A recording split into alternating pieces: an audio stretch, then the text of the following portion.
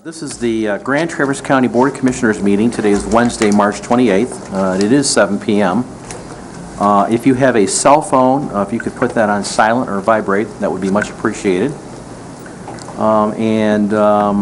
We will call this meeting to order. Our first order is the invocation followed by the Pledge of Allegiance, and I will call on County Commissioner Henschel to lead us in both. Rise, please. Shall we bow? Father in heaven, we thank you for these United States. We thank you for the leaders you have placed there, and we ask that you will bless them with wisdom. We thank you for the state of Michigan and the leaders you have placed here, and our local community and the leaders that you have placed. Give us all wisdom that will do the work of the people with diligence and with their best interests at heart at all times. We pray that our children will grow up healthy, our elderly will be strong and safe. In Jesus' name I pray. Amen. I pledge allegiance to the flag of the United States of America and to the republic for which it stands, one nation under God, indivisible, with liberty and justice for all. Yes, you did. Okay, roll call attendance, please. Commissioner Gilman? Here. Henschel? Here. Lemkohl? Here. Richardson? Here. Thomas? Here. Maxbauer? Here. Fleece? Present. Wheelock? Yes, ma'am. Inman? Here. Next item are the approval of several board meeting minutes. The first one is the February 29th, 2012 regular board meeting minutes. Commissioner Fleece? Mr. Chairman, I would move to approve those as presented for February 29th, 2012 regular board meeting. Support. And that is seconded by Commissioner Wheelock. Is there discussion on the minutes? Is everyone present? All in favor? Aye. Opposed? Passes. Okay, moving on to the closed minutes, closed session minutes for February 29th. We need a motion to approve those. Moved by Commissioner Fleece, seconded by Commissioner Gilman, to approve the February 29th minutes as presented. Your envelopes at your desk. Was everyone present? All in favor? Aye. Opposed? Passes. Then we go to the March 2nd, 2012 closed minutes as distributed on your desk. Mr. Chairman, I would move to approve the March 2nd closed session minutes. Support. Moved by Commissioner Wheelock, seconded by Commissioner Fleece to approve the closed session minutes for March 12th. We will have a roll call vote, please. Commissioner Henschel? Yes. Lemkohl? Yes. Richardson? Yes. Thomas? Yep. Maxbauer? Abstain. Fleece? Yes. Wheelock? Yes, ma'am. Gilman? Yes. Inman? Yes. Okay, those minutes stand approved. Our next item is first public comment, and let me first just indicate to all the members of the public here and those that are watching on television that this is your first opportunity for public comment. You can comment on anything on the agenda. You can comment on anything regarding county-related business. We also have public comment towards the end of the meeting as well. And it's been our protocol that if you want to speak on a particular matter within the agenda, then if so indicated by yourself, please, raise your hand to me or whatever, and then we will call on you for public comment for those individual items that you wish to speak on. All right, so you really have the option of waiting to speak until the agenda comes up, item comes up, or you can speak up front right now if you need to roll out of here and get something done for the evening. So we will have the clerk read the rules of public comment. There. Any person shall be permitted to address a meeting of the Board of Commissioners which is required to be open to the public under the provision of the Michigan Open Meetings Act as amended. Public comment shall be carried out in accordance with the following board rules and procedures. 1. Any person wishing to address the board shall state his or her name and address. 2. No person shall be allowed to speak more than once on the same matter, excluding time needed to answer commissioners' questions. The chairperson shall control the amount of time each person shall be allowed to speak, which shall not exceed 3 minutes. Chairperson may, at his or her discretion, extend the amount of time any person is allowed to speak. Okay, you've heard the rules of public comment. Does any member of the public wish to speak at this time? I know we have some comment cards here, so I'm assuming the ones that filled out comment cards want to speak at the time the agenda item is up. Is that correct? All right. So nobody wants to speak during public comment right now. All right, we will close public comment. We will move on to the approval of the agenda, and I believe we have 3 items that have been requested to be placed on the agenda. Under the administrator's report, Dean has a report regarding an item regarding human resources, I guess. Correct. I would like to make an announcement concerning our health officer Okay. under my section. So that would be item number 4. And we do have, under our consent calendar, the general parameters of the recruitment process, but there's been a packet that's been handed out by Jen. Does anybody have a question on the packet that they'd like to have that on the agenda, or do you want to receive that as just information? I haven't even opened it yet. It's a set of dates and times for the interviews and the interview questions, and that might be a good time for us, if you wanted to review the interview questions, we can do them now. It's in pink, Jen, I don't do pink. It's Sam. Anybody wish to add that to the agenda so you can review the questions? No. Are you happy with everything? No, you I got? reviewed them online, so. All right, okay, so we'll leave that out of the agenda. And then Commissioner Henschel has an item that he would like to ask the board to add. So that would be the Northern Lakes Community Mental Health appointment, which is due at the end of this month. Dean? And I would also like to add, I would like to update you on our bond refunding that we did yesterday. Okay. Very good news, so Okay. if you could add that as well. Under your report, Dean? Yes. Okay, we have 3 requested items to add to the administrator's report. It would be Dean's report on the health director, the bond refunding, and the community mental health report by Rob. Yes, Commissioner Richardson. Well, I'll move to approve the agenda as amended, but I did have a question on Commissioner Henschel's discussion of community mental health appointments. That's already under the administrator's report. Can we deal with it then, or? It is. Yeah, how about that? Hello. Thanks for catching that. Good catch. All right. So I mean, that is the same thing, All right? right, Yes, it yeah, is. yeah, okay, so we'll scratch that out. So we actually have 2 items to add. Dean's report on the health director and the bond refunding. Okay.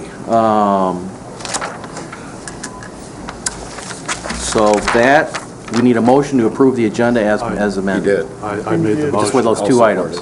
So it was moved by Richardson, seconded by Lemkool. All right, any other further items on the agenda? Hearing none, all in favor? Aye. Opposed, passes. Okay, we have an agenda. Next comes special orders of business.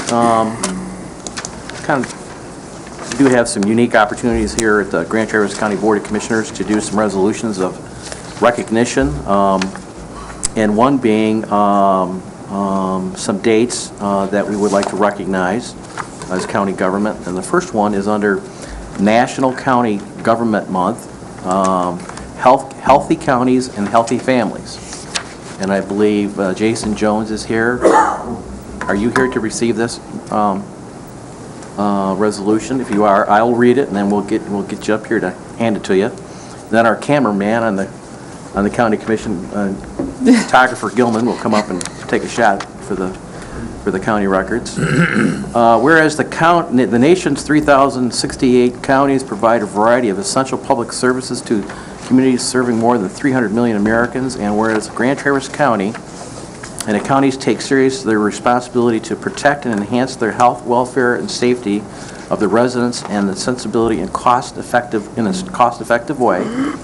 Whereas county governments are essential to Americans' healthcare system and are unique in the responsibility to both finance and deliver health services throughout the public hospitals, clinics, local health departments, long-term care facilities, mental health services, and substance abuse treatment and coverage programs for the uninsured. And whereas the National Association of Counties President Lenny Ellison is encouraging counties to promote healthy living and lifestyle choices in communities across the country through his 2011-2012 Healthy Counties Presidential Initiative. And whereas each year since 1991, the National Association of Counties has encouraged counties across the country to actively promote their own programs and services to the public they serve. Now, therefore, be resolved that the Grand Traverse County Board of Commissioners do hereby proclaim April 2012 as National Government Month and encourage all county officials, employees, schools, and residents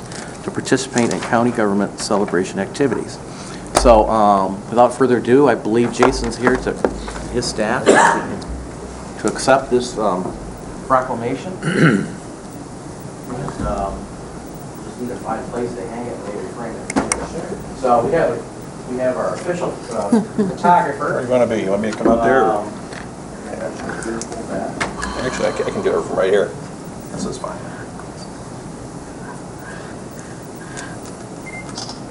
All One the people more. that showed up for this. This is great. Perfect. Beautiful. Congratulations.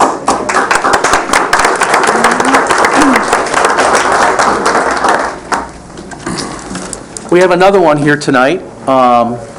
It is a resolution proclaiming the week of April 8th, 2012 through April 14th, 2012 as National Public Safety Telecommunicator Week in Grand Traverse County.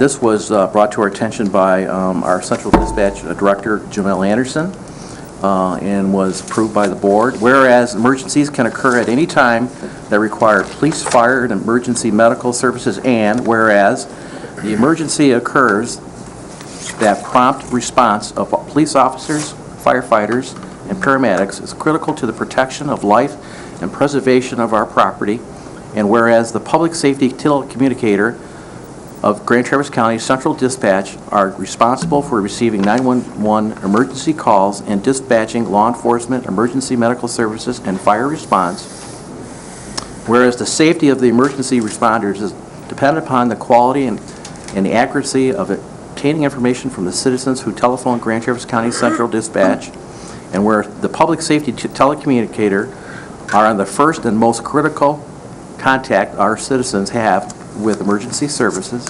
whereas the public safety telecommunicator are the single vital link for the police officers, firefighters, and emergency medical personnel by monitoring their activities by radio, providing them information, and ensuring their safety.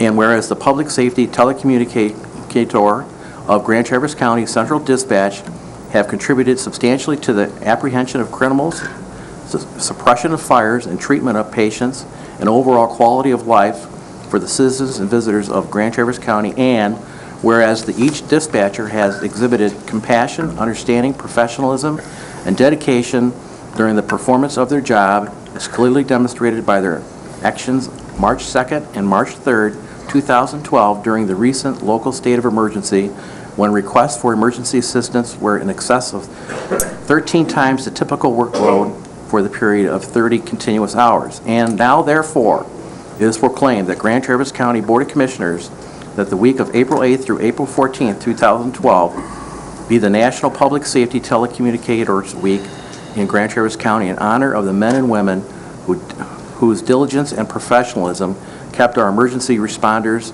and our community safe. Congratulations, Jamel, on this proclamation we would like to give to you on behalf of the citizens of the county and the county commission. We'll follow a lot, and we'll see if we can find a way to do this. Yeah, you know, almost messed this up a little bit. Here we go. One more. There you go. Great. Very good.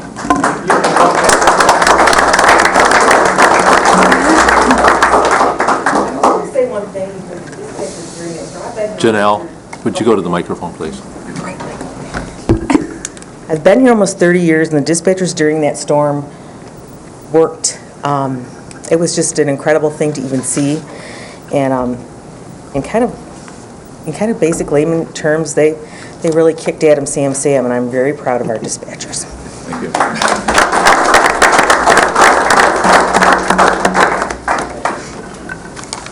Okay, that takes care of special orders of business.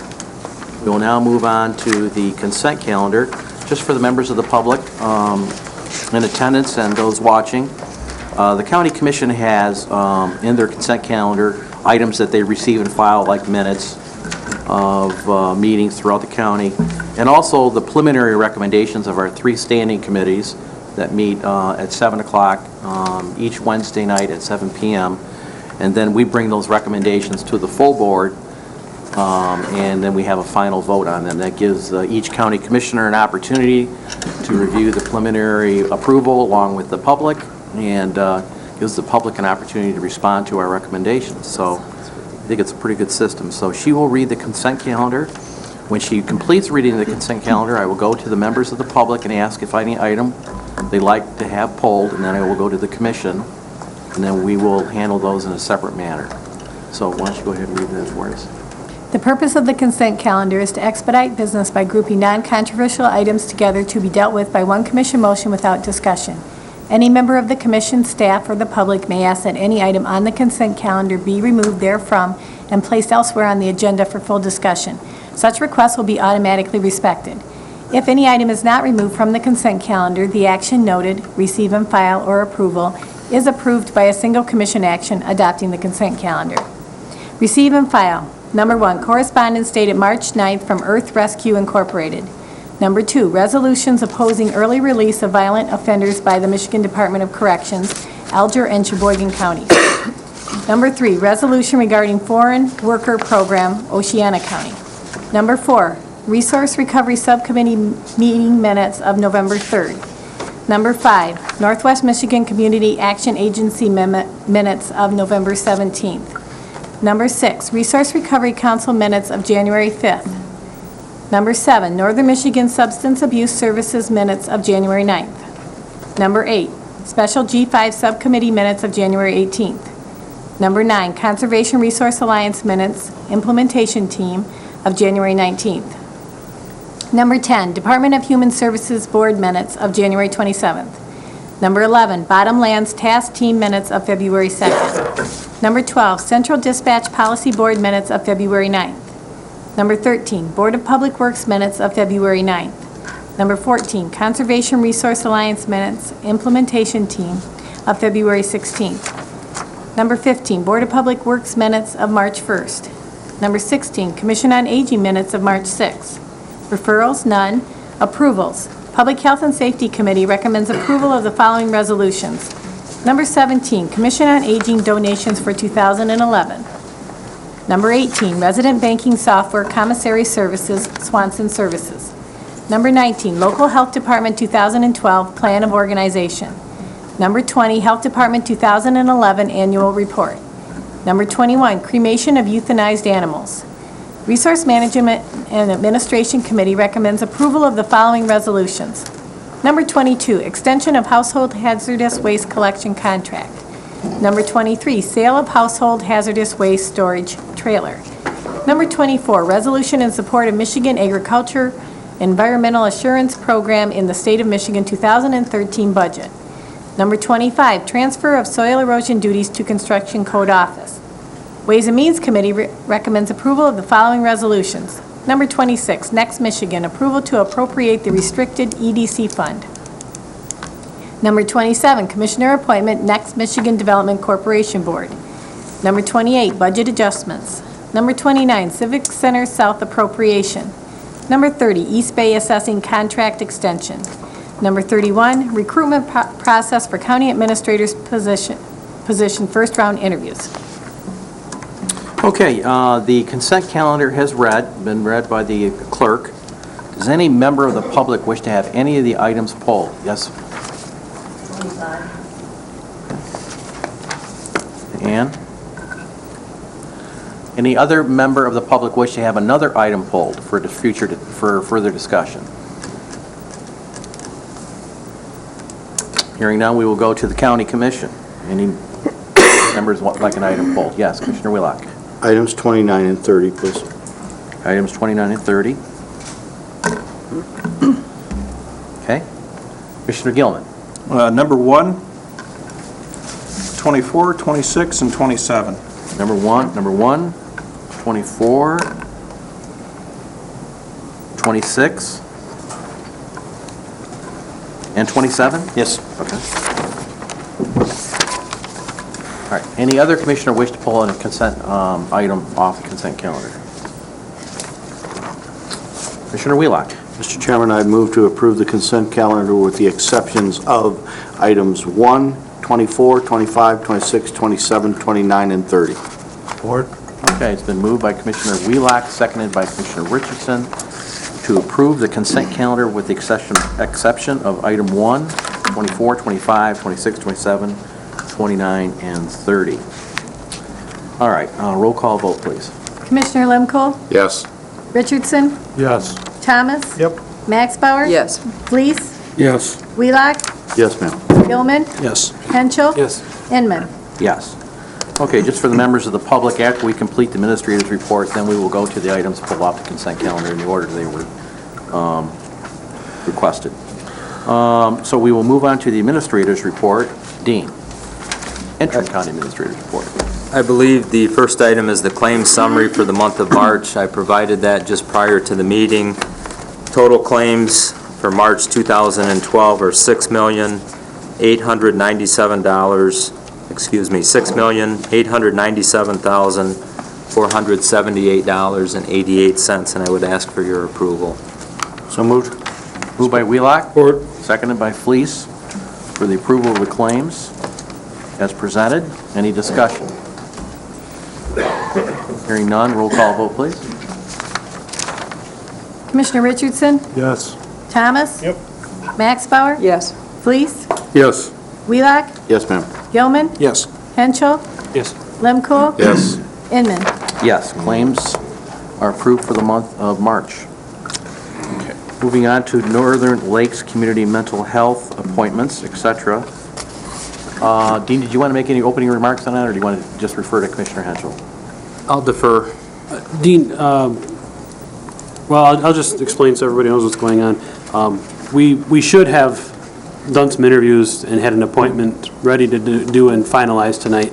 It slipped through the cracks, it didn't get done. The mental health code is clear that we have to have certain people on that board, and as of the 1st of next month, we are out of alignment with the mental health code, and so we were scrambled to put this together. So my question, Dean, was have we had any applicants? Last I knew, we had one person other than the incumbent. I honestly did not check with Chris today if we had any additional. Last I checked with her, we didn't have any. Okay. We have one person that is incumbent to the position. She fills one of the required roles by the mental health code. She does want to be reappointed. I would recommend her for reappointment. And then we also had one very last-minute resignation. So there'll be an open seat on the board. And to my knowledge, we had one person that had applied. Do you know what I'm talking about? Were you aware of the one person? No. Okay, you No. didn't check at all, okay. I was going to recommend just appointing them both. I spoke with Chairman Inman over the week while we were down at MAC, and his recollection of the rules is it does not require it to be advertised if we have applicants on file. But if the board prefers to go through the process, we'll have an open seat on the board. But the person that resigned at the last minute also fills one of the special roles. This person that is an applicant fills that role as well. It has to be immediate relative of a recipient. So this person fills that role. So I would recommend we appoint both of them. Have a name, Ralph? Names, yeah. Make a I would motion. recommend, okay, I'll just go ahead and make the motion if you don't like it. We'll argue about it after that. Okay. I move we reappoint Nina Zamora to another 3-year term with her classification of recipient, and appoint Nicole Miller to the remainder of the term being resigned by Pat McLaughlin to be effective the date of his resignation. Support. All right. Moved by Commissioner Henschel, seconded by Commissioner Fleece, to fill those 2 spots on the Northern Lakes Community Mental Health Board. Is there discussion? Commissioner Richardson first. Have we ever advertised for these positions? Like Yes, we did. Last fall? Last fall, we advertised, these are the only applicants that were on file, was the one. Okay, but we haven't interviewed anyone? We never scheduled any interviews? We didn't do Is that an ad hoc No. committee for it. No, this, like I said, it slipped through the cracks. Okay. 'Cause I do know the person. She's come to the meetings. I've met her. From what I know of her, she's a great fit for the board. You're speaking of Ms. Miller? Yeah, Okay. yes. Thank you. Commissioner Wheelock. Rob, now, are we going to handle the Nina Zamora extension separately? The recommendation by staff was to extend for 30 days. I'm just wondering if it's included in this motion. The motion is to go ahead and reappoint her for the whole term. Okay. Because we don't have any other applicants at this time. We would just be waiting 30 days to see if more applicants come in. And honestly, every time this one comes up, we're digging to find people to fill it because it's such a specialized appointment. Yeah, I'll just indicate to Commissioner Henschel that the designee for these types of appointments are very difficult to get people interested, even if we do advertise. And if we have applicants interested, the board does have that discretion to appoint. So we have a motion on the floor to appoint as recommended by Commissioner Henschel. Is there further discussion on the motion? Hearing none, roll call vote, please. Commissioner Thomas? Yep. Max Bauer? Yes. Fleece? Yes. Wheelock? Yes, ma'am. Gilman? Yes. Henschel? Yes. Lemko? Yes. Richardson? Yes. Inman? Yes. Okay, motion passes. Thank you, Rob. Moving on to Conservation District lease. I have a question. Yes. Do we need to reappoint Commissioner Henschel? Yeah. Oh, you're Is our exactly right. representative? Good question. Yeah. Okay, We We did that, but Chris did indicate to me that we need to do that. wait. Yeah. Okay, well, I would make that motion, and He needs to go for that term. I'll support. what's the term then? It's through March 30th of 2015. Right. Okay. Yeah, then it's staggered with our elections, so. Okay, so then I would make that motion. All right, moved by Richardson, Support. seconded by Max Bauer. Appoint Commissioner Henschel to the term as indicated for community mental health. Any discussion? Hearing none, all in favor? Aye. Opposed? Passes. All right. Thanks for the catch. Moving on to Conservation District lease. What we're doing here is cleaning up some language in the lease agreement that we have with the Conservation District.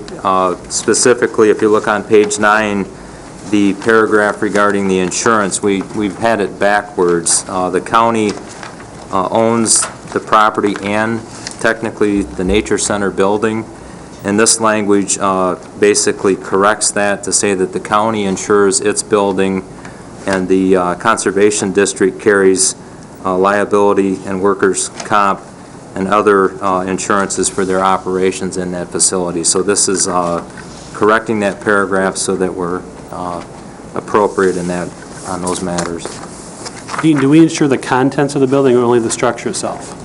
We actually insure some of the contents, but we are requiring them because they own the equipment to insure the contents as well. We have some coverage on the contents, but we are asking, and this language requires them to insure their contents. Okay. I guess, Dean, not to split hairs, but whose insurance kicks in first if there's a problem? Ours or theirs? Well, we actually have, we're listed as, yeah, that's a good question. We're listed as an additional insured on their policy, and they're listed as an additional insured on our policy. So we have not had that issue, but I'm sure that we would work that out with the two insurance companies. I would, depending on the nature of the loss, if it was, and I don't even like discussing that, but I would look to this contract for that answer, and I think we've got it spelled out appropriately. All right, Commissioner Lemko. Motion to approve. Support. All right, moved by Lemko, seconded by Thomas to approve the resolution titled Conservation District Lease Correction Amendment in your packet. Any discussion on the motion? Hearing none, since it is a resolution, we'll have a roll call. Commissioner Max Bauer? Yes. Fleece? Yes. Wheelock? Yes, ma'am. Gilman? Yes. Henschel? Yes. Lemko? Yes. Richardson? Yes. Thomas? Yep. Inman? Yes. Motion passes. Okay, Dean, you have the floor on the report from the Health Director. Right. I would just like to announce that today our health officer, Fred Kiesler, has officially retired from employment with Grand Traverse County. After working for the county for 20 years, Fred is looking forward to tending his grapes. Okay. All right, thank you for that report. And Dean, I would just assume we just go out and you work with Jen on a search process. I'll have Jen briefly explain that. Yeah, we'll start that as soon as possible. Yeah. Right now, we have looked to Jerry Pugh as the interim health officer. We're working with the state of Michigan to ensure that that's all taken care of, but looks like for 6 months or less, we can have Jerry be the interim health officer. And that would be our recommendation. All right, okay. Do you need a Do motion? you need to a that motion effect? to approve the interim director? I think we'll bring that back. We're Or no, still Public working Health on and Safety some, next week? we're working on some You bring that details back with the to- state, but The first Yeah. committee? It sounds like there needs to be like a very specific resolution passed, so we will bring that back to you next week, Okay. probably. Good. All right, good. All right. Moving on to the bond report. just a quick update. We have discussed and the board approved looking at refunding our building authority bonds for the Hall of Justice. That was a 2004 issue initially, and we had brought some preliminary numbers to the board in November when we were looking at constructing our new health services building, which is under construction currently. And that refunding took place yesterday. I conducted that. 4 bids were received, and normally the county treasurer would handle that, but the building authority authorized me to do that in his absence. And we received very good bids. The net savings on that bond issue, $767,000. Present value savings of $651,000. There's 13 years remaining on that debt service. The initial savings that we were projecting, just to give you a comparative, or comparative numbers, was $228,000 that we had reported in November, and $228,000 in net savings and $225,000 in present value savings. The true interest cost on that refunding debt is 2.8% approximately. I'll bring a full report to Ways and Means next month. And as part of that process, we did have to update our rating, and we have maintained our AA rating with Standard & Poor's. So that's very good news, and I thought you should be made aware of that this evening. All right, great, thanks. Good job. Good job, Dean. Thank you. All right, does that conclude the administrator's report? Yes. Okay. Does that conclude the Human Resources Department report? Is anyone else, Jen? All right. Okay, we will now move on to items removed from the consent calendar. We'll start with item number 1, Commissioner Gilman. We received some correspondence from Earth Rescue. It's an environmental group. And seldom will people relate my particular concerns with the environmental concerns that they would share. However, I tend to agree with about 90% of what they say in this correspondence. I think it's relevant, and I'd hope that the public takes a look at the agenda online, pulls it up, and reads the letter. It is available online, is it not? We get it, so I don't look online. We'll make sure it is. The concerns really address one of the issues that's especially relevant today as we talk about soil and erosion issues and water, and it has to do with the dams. And their concern, of course, is the toxins in the sediment for the impoundments. Their concerns are the lack of studies prior to the drawdowns that have happened. Their concerns are for the people who live around and within the watershed of the dam areas, how their wells are affected, how some are claiming to have health issues now. These are concerns that I brought up last February. And there's no question the studies weren't done. I asked for the studies never made it into my inbox. I asked about a geological study or a hydrology study. The studies never made it into my inbox. Yet we're proceeding as if all of these studies have already happened. And of course, you know, the implementation team is, as you can see, well on its way to beginning their first phase of breaching and removal. I will tell you, there are the other parts of it, and that they mention. It's about the generation of electricity. I know we've had the argument. I'm just going to repeat it.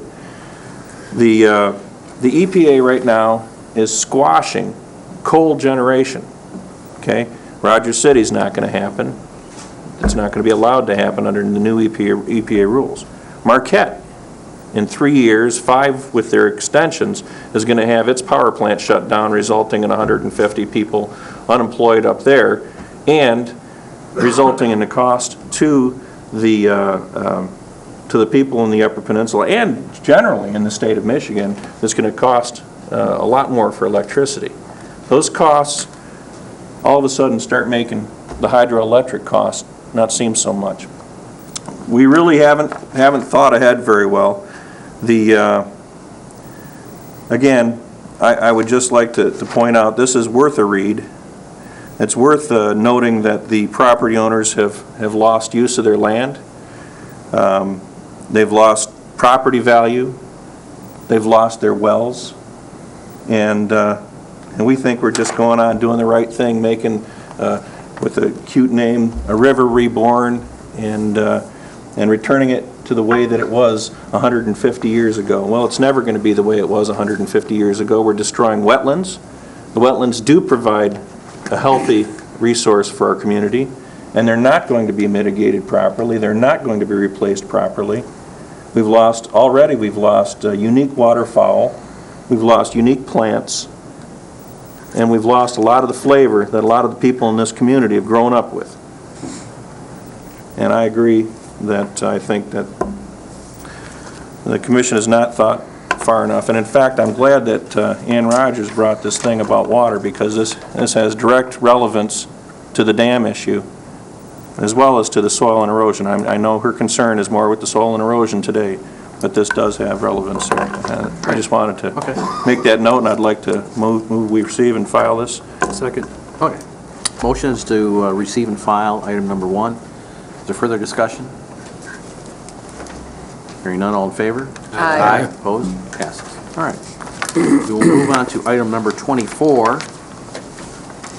That's a resolution to support a Michigan Agricultural Environmental Assurance Program. Commissioner Gilman, you have the floor. I just wanted to pull it so that my vote could be reflected. Okay. Motion to approve. Support. All right. Moved by Commissioner Lemko, seconded by Commissioner Thomas to approve item number 24, resolution to support a Michigan Agricultural Environmental Insurance Program. Discussion. Commissioner Henschel. I'll just comment briefly. I certainly support the program. However, the resolution is encouraging the state of Michigan to put it in their budget, and that's the part I don't agree with. Strike that? Well, we had a discussion. We strike part of it, but it's still in the resolution, which I agree with the resolution as far as supporting farmers. You know, as I mentioned at the other meeting, you know, I grew up in farming. My grandfather had a cherry farm. I spent lots of summers there. However, telling the state of Michigan to keep something in their budget without telling them where to get the money, they're already taking money out of the pockets of counties when they're not honoring their commitments to us. That's my qualm with the resolution. Okay. Any further discussion on the motion? Motion is to approve the resolution as presented. Roll call vote, please. Commissioner Fleece? Yes. Wheelock? Yes. Gilman? No. Henschel? No. Lemko? Yes. Richardson? Yes. Thomas? Yep. Maxbauer? Yes. Inman? Yes. Motion passes with 2 nays. Moving on to item number 25, transfer soil erosion duties to Construction Code Office. That was pulled by a member of the public.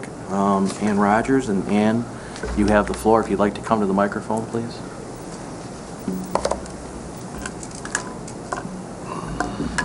Again, for the record, state your name and address for us, if you could.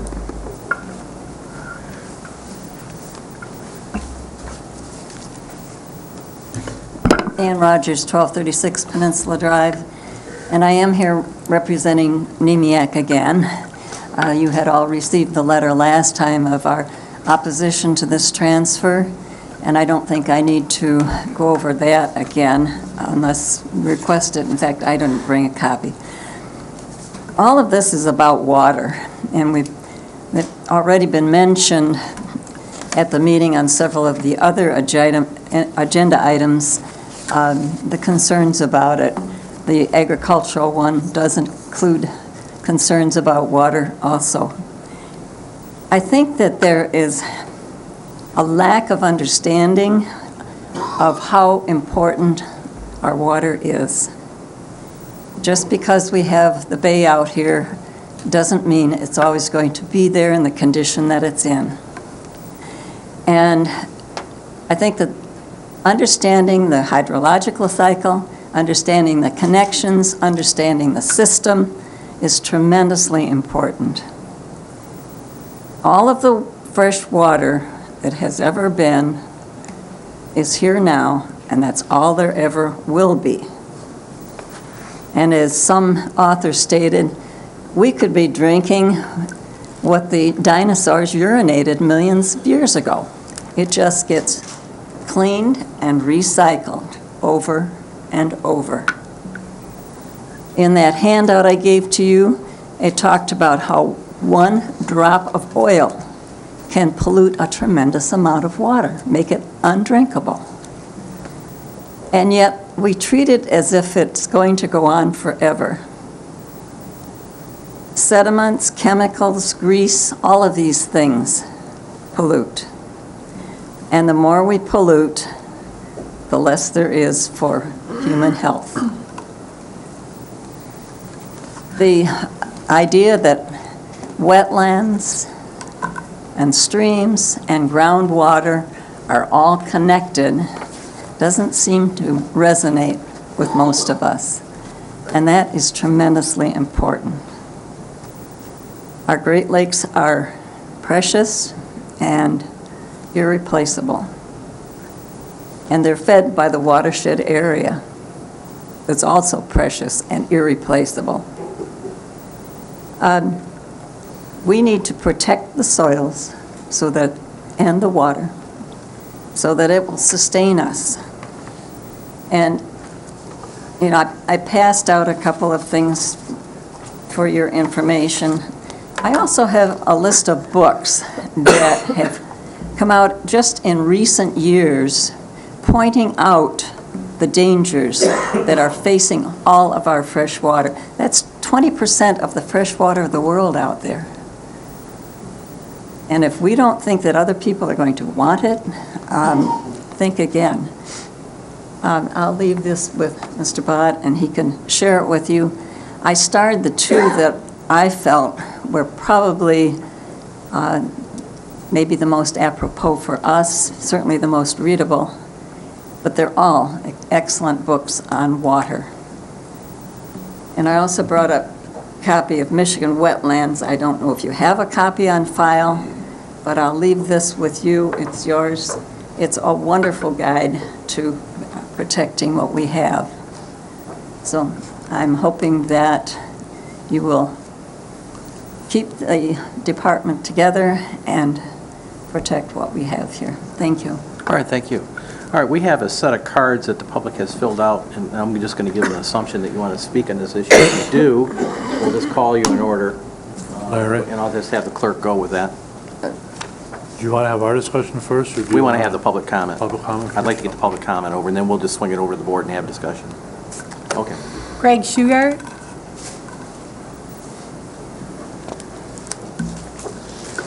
Good evening. Greg Shugart. Our office address is 6514 East Traverse Highway, Traverse City, Michigan. Home address 5901, South Schaumburg, Cedar, Michigan. I'm here tonight to explain very briefly, the experience I've had with the Drain Commission office over the past 3 months. What we have a 20-acre parcel of property in Long Lake Township, which my wife and I purchased in the middle 90s. We developed it in 1999. We had a permit from soil and sedimentation. Elmer's was paid approximately $180,000 to do the engineering, the site work, and put in a road, which was eventually given to the county. In 2002, I had another permit to develop the rear corner, one of the 6 lots on this property. That permit in 2002 was also finalized out. And fast forward to about 21 months ago, there was a very severe rainstorm, and the property right here flooded. And the water never reached the road, but there was a tremendous amount of water came down from in that one storm. So 18 months later, I get a letter from and I'm going to call it Mr. Dillenbeck and Mr. Kip McKelly. I'm just going to call it Drain Commission because I haven't enough time to explain who's who. But since Dillenbeck's working for the Drain Commission, I'm assuming what he's doing is acquiesced by the Drain Commissioner. I get this letter basically threatening me with civil and legal action if I don't do something about this problem. So I called him up and said, I can't understand what's the problem. Everything was final. It was 10 and 13 years ago. Well, he comes and so we decided to have a meeting in our office. And I'll abbreviate this as much as I can. He shows up. I have 3 to 4 witnesses to every single thing I'm saying here. When the permit was originally issued and Elmer's did the engineering, this little yellow spot right here, that's less than 2.5 acres. That was the total offsite drainage that we're supposed to have included on this property. They've decided 13 years later that this 150 acres is supposed to be included in that original drainage thing. I'm like, the drainage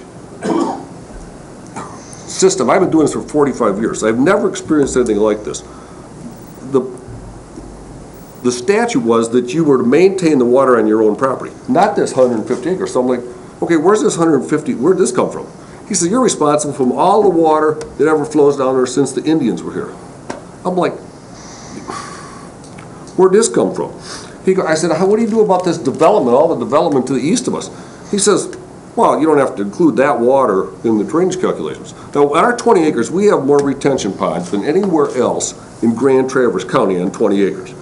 So he's sitting here, he goes, well, you should have known that 150 acres is supposed to be included in there, even though the permit specified 2.45 acres. And the permit was finalized out. So we're like, after he doesn't get any place with the Indian thing, because he tells me, well, I'm supposed to go hire an engineer, they're going to do permeability test over this whole 150 acres, of which I own none of. And as a matter of fact, I don't own any of the property we've been talking about now. And he goes, well, any competent engineer would have known that Old English law applies here. And I'm like, so you think Elmer's isn't a competent organization that they didn't know Old English law was supposed to apply here? So anyway, we stopped this meeting, go on to the next meeting I have at the Drain Commissioner's office with Mr. McKelly, Dillenbeck, 2 of my attorneys. I haven't got money to pay for attorneys to screw around with this stuff, but it doesn't make any difference. So we sat there, we go through the whole thing over again. And they're sitting there, and one of my other concerns is that all they got to do next is add in this other 8 acres, which all slopes down there. Now I'm going to be responsible for 230 acres, which this is totally nonsensical. I don't understand what's going on. So they're sitting there, well, the incident that started this, which was the flood at the condominium, which I do not own, next to the property we originally developed, but it's on the site.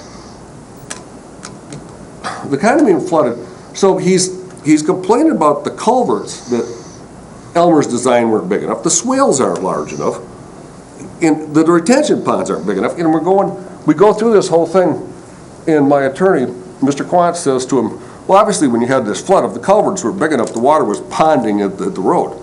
Well, he says, well, no, it wasn't ponding at the road, but it could have been. And the swales, they were flooding? Well, no, they weren't, but they could have been. And this whole thing goes on, and all he's got is Elmer's did not put an overflow on the back southwest quarter retention pond, which he's got time to walk around his 17 acres, he ain't got anything else to do, I guess, to find that this violation from 13 years ago, which he considers this is something big. Well, on the other corner of the retention pond, the property's actually a foot lower than it is where he wants to put the overflow. But in any way, that's and then what's happened since then, and every 2 weeks he calls up and he goes, well, what have you been doing? And we say, we're not doing anything. What are you doing? The water's coming from this 150 acres, not that I'm not responsible for. And we say, well, yes, you are.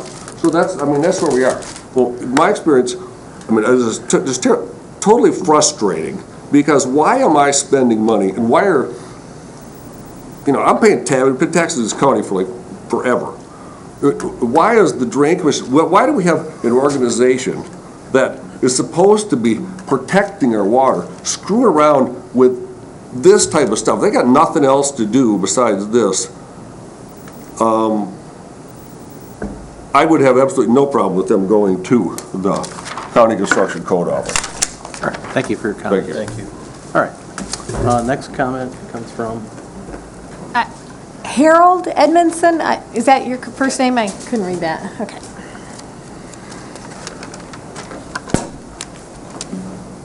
Harold David Edmondson, 12414 Center Road on Old Mission Peninsula. I'd like to speak in support of the Drain Commissioner and Drain Commissioner office.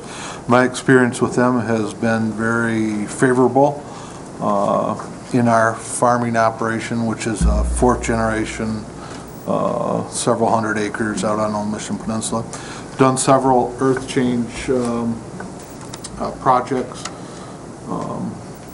under Kevin and Pete Brusky, and had very good rapport with those guys. Did a very good job helping us through the permitting process, and very timely on doing inspections and stuff like that. So I would not like to see the transfer to the code office. And another thing I'd like to mention is, as farmers, we get a lot of federal dollars, incentives, such as the MEAT program, other NRCS programs that the federal government has brought in a lot of money to support farming operations to protect water quality. And I think we need a office that is looking out for watersheds and helping us acquire those dollars too, by having an office such as a Drain Commissioner in place that shows good responsibility to the federal government, that stuff is being watched from someone with experience and the expertise to expedite that. And so I'd appreciate that we continue with the Drain Commissioner's office and their staff. They've been very helpful to the agricultural community, I feel. All right, thank you for coming. Next. Oops. Tom Tracy. Evening, Dr. Tracy. Evening.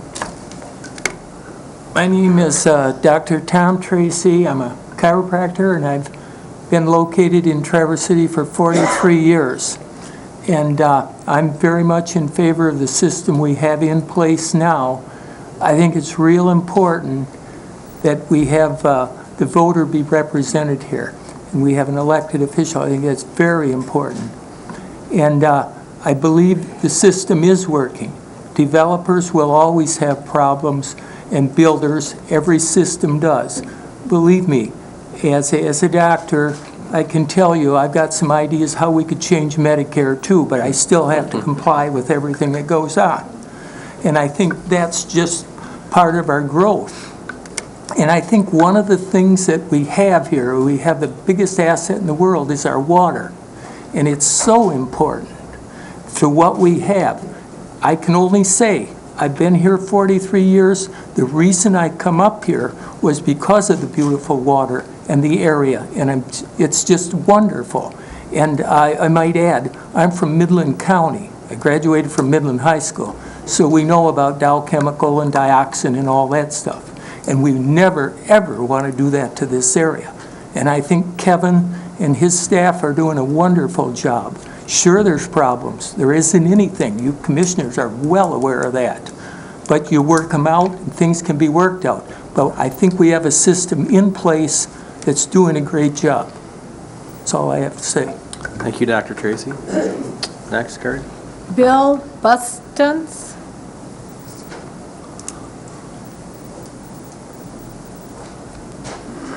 Bill Bustons, 10329 Elk Lake Road. I spoke to you folks last time when you were discussing this, and I just want to reiterate that I think it's penny wise and dollar foolish to make this change right now.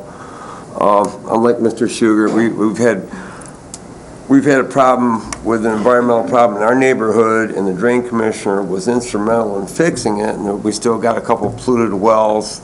There's millions of gallons of stuff that was dumped and caused a massive amount of erosion. And if I wouldn't have had a public elected official to express my grievances to, he never would have came out and filmed that, and we never would have, never would have been able to make that bad situation right. Like I'm saying, there's still dirty wells out there, still a result of somebody that wasn't doing what they're supposed to be doing, and without that guy, we wouldn't have been able to do it. And I just feel like, especially, Mr. Gilman, you were talking last time, and what a good job that the drain commissioner was doing, and then, the questions come in about, fees being charged, and I heard your attorney, and he said that you guys could do whatever you want to with this, and to put it to soil, to put it to a whole new, appoint a whole nother arm of government just doesn't make sense, when I think it could be cleaned up here, in-house with you guys. And I just think you're throwing the public under the bus on this thing. If you don't vote to keep him there with us,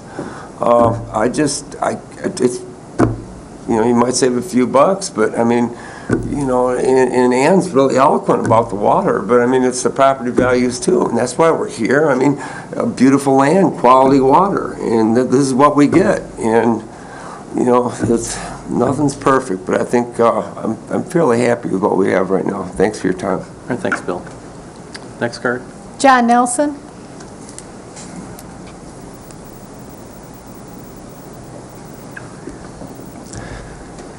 John Nelson, 4022 Incochee Crest Commons. I'm here representing the Watershed Center, Grand Traverse Bay, where I work as the Grand Traverse Bay Keeper. The top two threats to the watershed of Grand Traverse Bay, as delineated in the Watershed Protection Plan, are nutrients and sediments.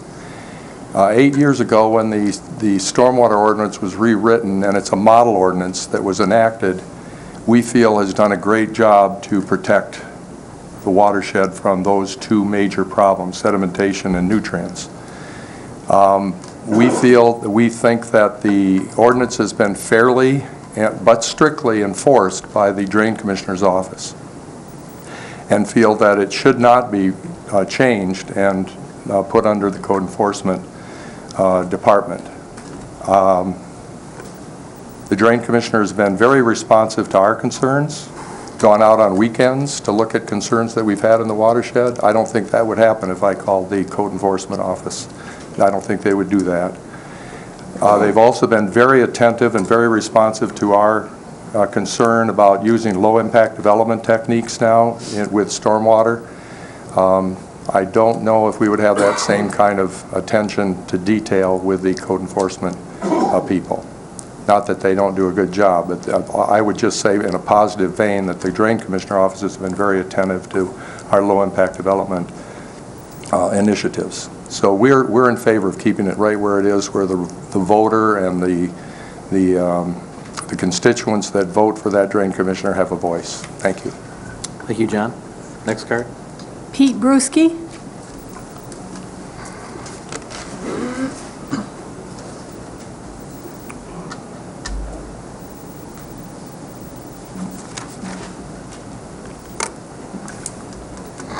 Hi, my name is Pete Brusky, and I live at 1225 Dracker Road.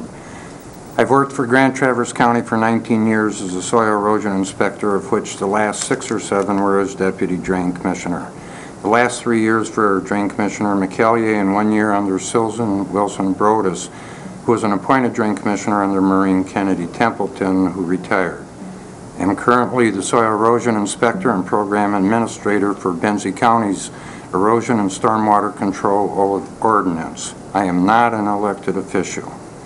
I also helped write the original Stormwater Control Ordinance, plus the revised ordinance, in particular the technical guidelines used for designing the stormwater control system.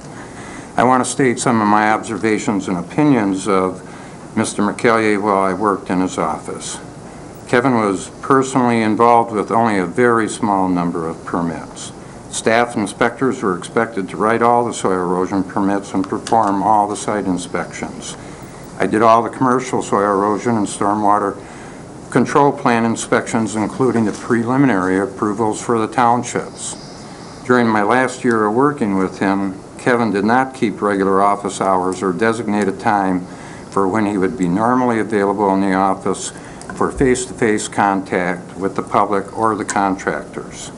I was not impressed in his abilities to analyze drainage plans or in understanding Part 91 or the ordinance when I did my joint reviews with him, but that's what you hire staff for.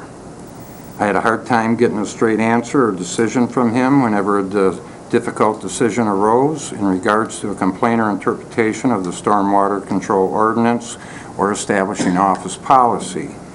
Having a landscape architect degree or soil inspector's license does not necessarily make someone an expert in stormwater control. It takes experience with training in hydrology, soils, erosion control measures, and a lot of common sense. The only qualification needed to be a drain commissioner is you have to be a county resident. Having a degree also does not guarantee that a person will be a good office manager. I thought he was lacking in his proper treatment of staff and an ability to work effectively with them, and in particular with me. Because of the perceived intimidation and harassment he exerted on me, I eventually filed a workplace harassment grievance against him. Human Resources investigated and determined because he is an elected official and not a county employee, he is not required to follow Grand Traverse County's workplace hostile work environment or employee harassment policies. The county cannot force him to change his management style or the way he treats his employees. I did not accuse him of any sexual, race, religion, or any of those similar harassments. Because of these issues, I felt I had to resign. Every staff employee in the office when he became drain commissioner has since left for other jobs. I realize I may sound like a disgruntled employee, but I felt I had to come forward to ask you to take into account how this office functions or how it doesn't. When I hear people say the drain commissioner is accountable to the public and so can't be swayed by a political agenda or pressure, I disagree. He's a politician, after all, and having to wait 3 to 4 years before a change can take place in the hopes he won't be reelected is just too long to wait for a wrong to be corrected. If it was a department head that was responsible for these wrongs or found to be lacking in management or technical skills, the county could take quick action to correct the situation. I recommend the County Board of Commissioners take the necessary action to remove the stormwater and erosion control duties from the Drain Commissioner office, but still retain the county's stormwater and erosion control ordinance. I think a standalone office is best where the program administrator / lead inspector would also be issuing permits and be responsible for making the decisions regarding stormwater control and ordinance interpretations. The Board of Commissioners can set the experience and qualifications they feel is needed to administer the ordinance effectively. I don't think the environmental protection would be any less by taking this action. The county prosecutor would still be responsible for enforcing the ordinance. The only difference would be that the drain commissioner would not be that appointed person. Traverse City has their own stormwater ordinance, and they have their city engineer do the enforcement of it and the review of those plans. A lot of municipalities do that. I think about a quarter of the total counties in Michigan actually have a combined drain commission and soil erosion control program. The counties that have those are almost all those that have a lot of legal established drains. We're talking big ditches and major flooding issues. That's not the case here up in Grand Traverse County. Granted, the ordinance was passed, because I was part of that. It was passed to prevent those types of flooding issues. But by statute, the drain commissioner is responsible only for legal drains. There's nothing in the statutes that says he has control of stormwater over the other parts. And I think that function could be handled by a standalone department, long as you get the right qualified people in there and you make sure that you maintain qualified inspectors. Thanks Okay. for your time. Thank you for coming tonight. Okay, next card. Terry Hahn.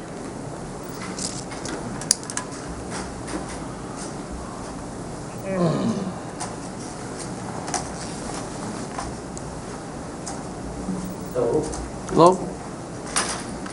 My name is Terry Hahn. I live at 6572 Peninsula Drive. You know, first off, I just want to thank everybody here. I know you guys have a real hard job, and even though it's sometimes adversarial, I just want to thank everybody. Now, I'm in favor of keeping everything just the way it is, and simply it comes from a voter standpoint issue to me. I have had some dealings with the drain commissioner. I'm not sure who, but anyway, someone came out. I thought they did a professional job when I was putting a driveway in my home, and told me I had to put some plastic things up with the stakes. I don't even know what they're called, but the thing I did like is they came by 2 days later to make sure that I did what I was told.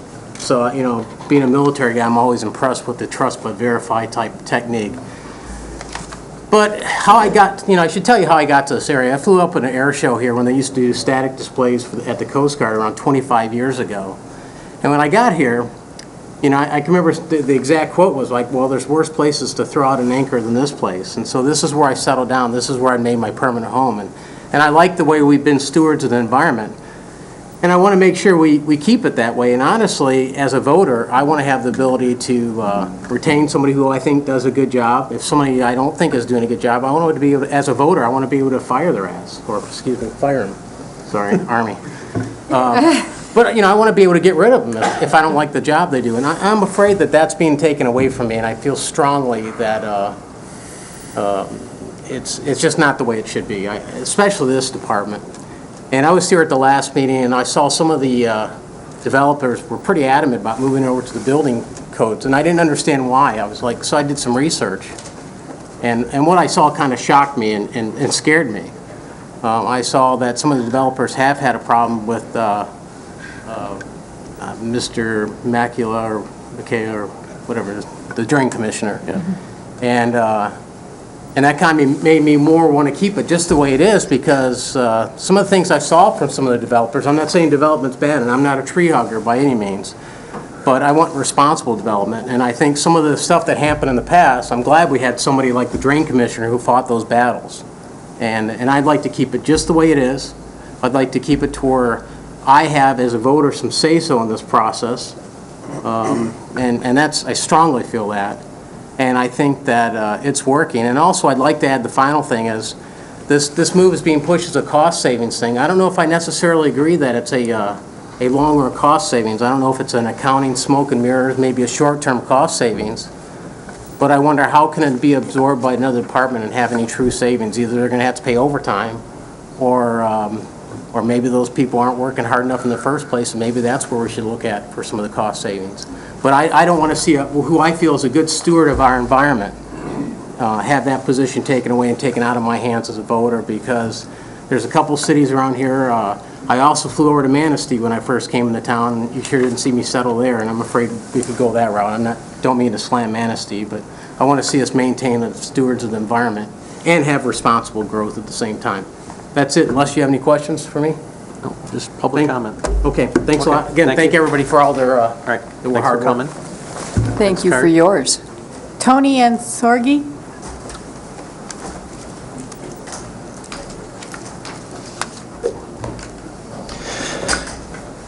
My name's Tony Ansargi, 10101 East Carter Road, Traverse City, 49684. I'd like to comment briefly on changing the Drain Commissioner job duties. I do not know the Drain Commissioner personally, but have only interacted with him in his professional roles dealing with soil erosion and as a member of the Board of Public Works. As most of you know, I have been very critical of the BPW and their oversight of the septic treatment plant debacle. Mr. McElyea, and for that matter, Commissioner Thomas, have had to patiently sit on the BPW and listen to me point out the obvious failings of that board and publicly vent my frustration with the board's actions or lack thereof. Despite my repeated criticisms over the past few years, Mr. McElyea has been nothing but professional in his actions or responses to my comments. While I have been disappointed in many of his votes as a member of the BPW, I respect Mr. McElyea for his thoughtful and ethical manner. As for reducing costs, if we examine the hours spent by Mr. McElyea dealing with the soil erosion functions, as reported in Dean Bott's letter, they are only 27% of his time. The largest itemized hours are in the drain duties and county meetings category, which includes the above-mentioned BPW meetings of which he is a member by state law. Unless the intent is to be vindictive, reducing the Drain Commissioner's salary based on the hours spent on soil erosion would only save $16,470. With regard to my interactions with the Soil Erosion Office, I can honestly say that I have been treated with nothing but courtesy. Do I wish the government tried to help me less? Do I wish I had to pay less for that help? Obviously, yes, I would. But if I have to put up with the time and expense of government, at least I expect to be treated courteously, which I have been with regard to the Soil Erosion Office. From what I've read in the paper, there have been others who have expressed concerns about the conduct of the Soil Erosion Office, and that has been expressed as a reason for making a change. I don't know if this is true, but for the sake of argument, let's assume there have been deficiencies in the office. This board, collectively, is the boss, the one in charge. How do you handle a problem with an employee? At the first error or disagreement, do you just fire an employee? Is your message to employees that at the first problem it's going to be a dictatorial off with your heads? Or do you identify the problem to the employee, provide coaching on the expected behavior, and give mentoring and opportunity for the employee to address the problem and improve? Many of you individually have been the boss in your non-governmental lives and have successfully dealt with employees. What kind of boss have you been in that life? What kind of boss do you wish to be now? If there's a problem with Mr. McElyea, have you identified the problem to him, explained what your expectations are, and provided him the coaching and opportunity to meet those expectations? Yes, make the tough decisions, but only after you have investigated all the alternatives and know what your different choices are. Make a decision for the right reasons, not just because you have the power to do so. I found it interesting that a survey of employees reported by Hogan Assessment Systems this week found that the worst quality in a boss is arrogance, while the best quality is trustworthiness. I urge this board, be a good boss. Communicate problems and expectations, work as a team to address the issues, and I have found that you will often be pleasantly surprised at the unexpected solutions which are found. Treat people like you would want to be treated, and while you may not always be successful, you'll never be wrong. Thank you. Thank you. Next card. Mark Hallman.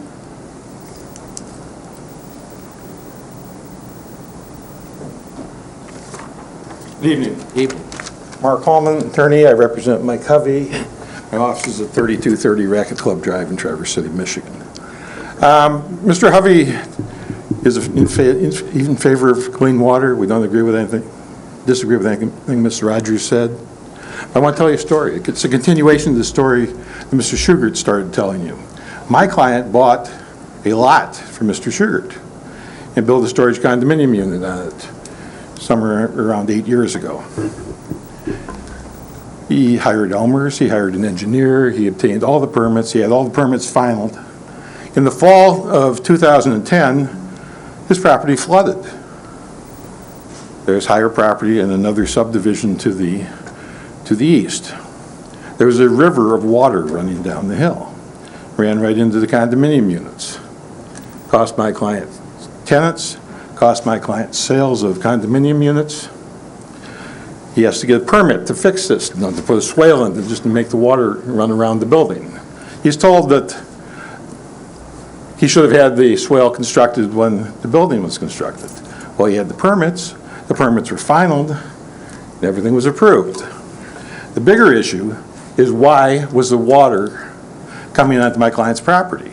So he hires an engineer to investigate. The drain commissioner hires Mr. Dillenbach to investigate.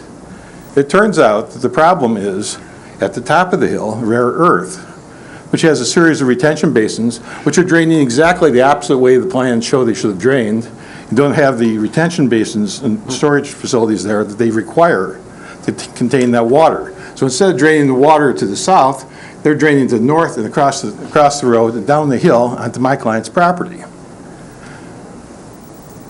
The focus of our dealings with Mr. Dillenbach and the Drain Commissioner's office, however, are not on fixing the source of the water problem, but on getting a permit so we can build the swale, and then getting another permit so we can finish final grading the swale and put grass in there.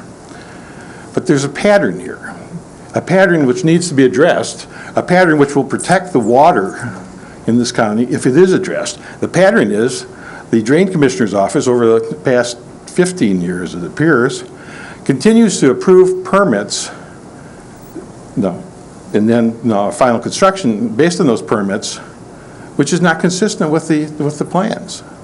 And that's what caused the problem on my client's property.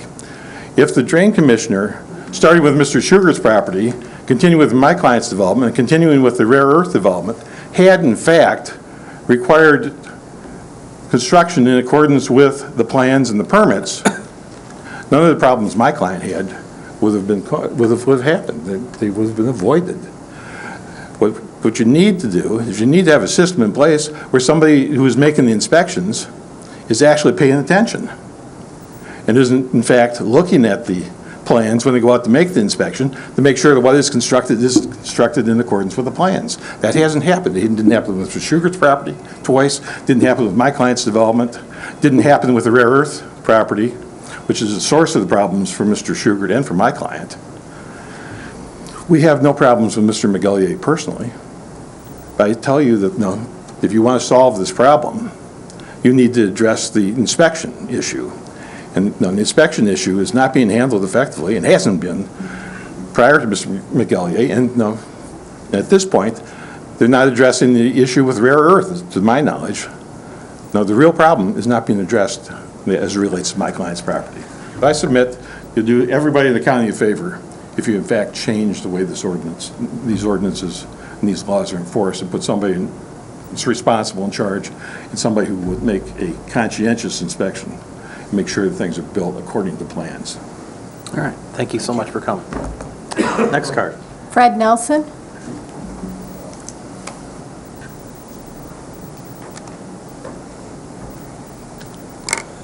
Fred Nelson, 209 6th Street in Traverse City. Chairman, County Commissioners. First, having done this sort of thing myself, I'm sympathetic to the situation because in these times, you want to save money, limited resources, and more demands all the time.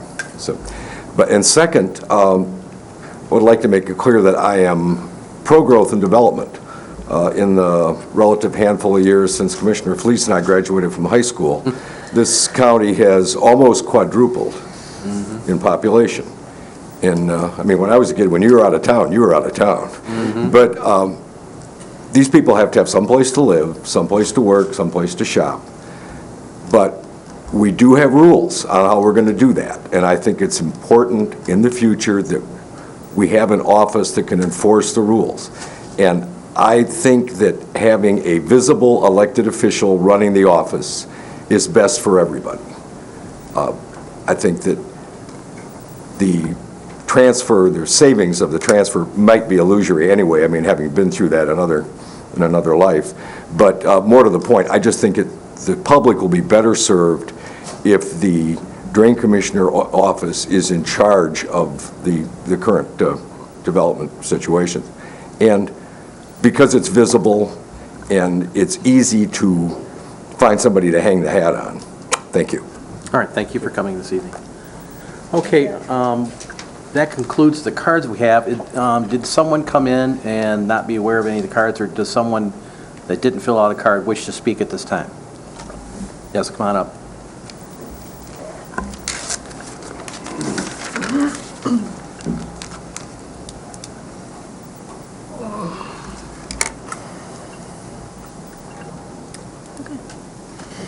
Thanks. Thanks.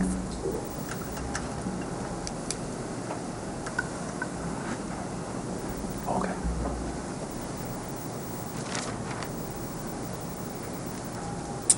My name is Bill Klaus, and I just have a few bullet points I'd like to make. I'm in support of separating the soil erosion from the Drain Commissioner's office, and I'm in support of transferring it to the Building Code office. We don't want to forget that we'll still have the same ordinances, we'll still have the same Part 91, and all of the required practices will be implemented and enforced as required. I think we would have a lot more success if the soil erosion person were an employee that you would interview like you would interview other employees that you were interested in hiring or filling a position. You would sort through the applicants based on their qualifications, get down to some applicants with the best of qualifications, and likely try to work a deal for employment with the most qualified applicant.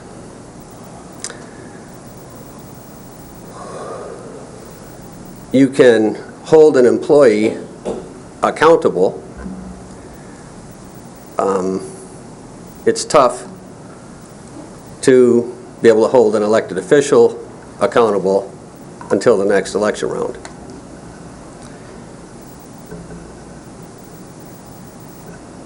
I don't know of a successful business that has elected employees. That's all I've got to say. All right, thank you for coming this evening. Does anybody else, I'm sorry, Mr. Hovey, did you want to speak? Go ahead.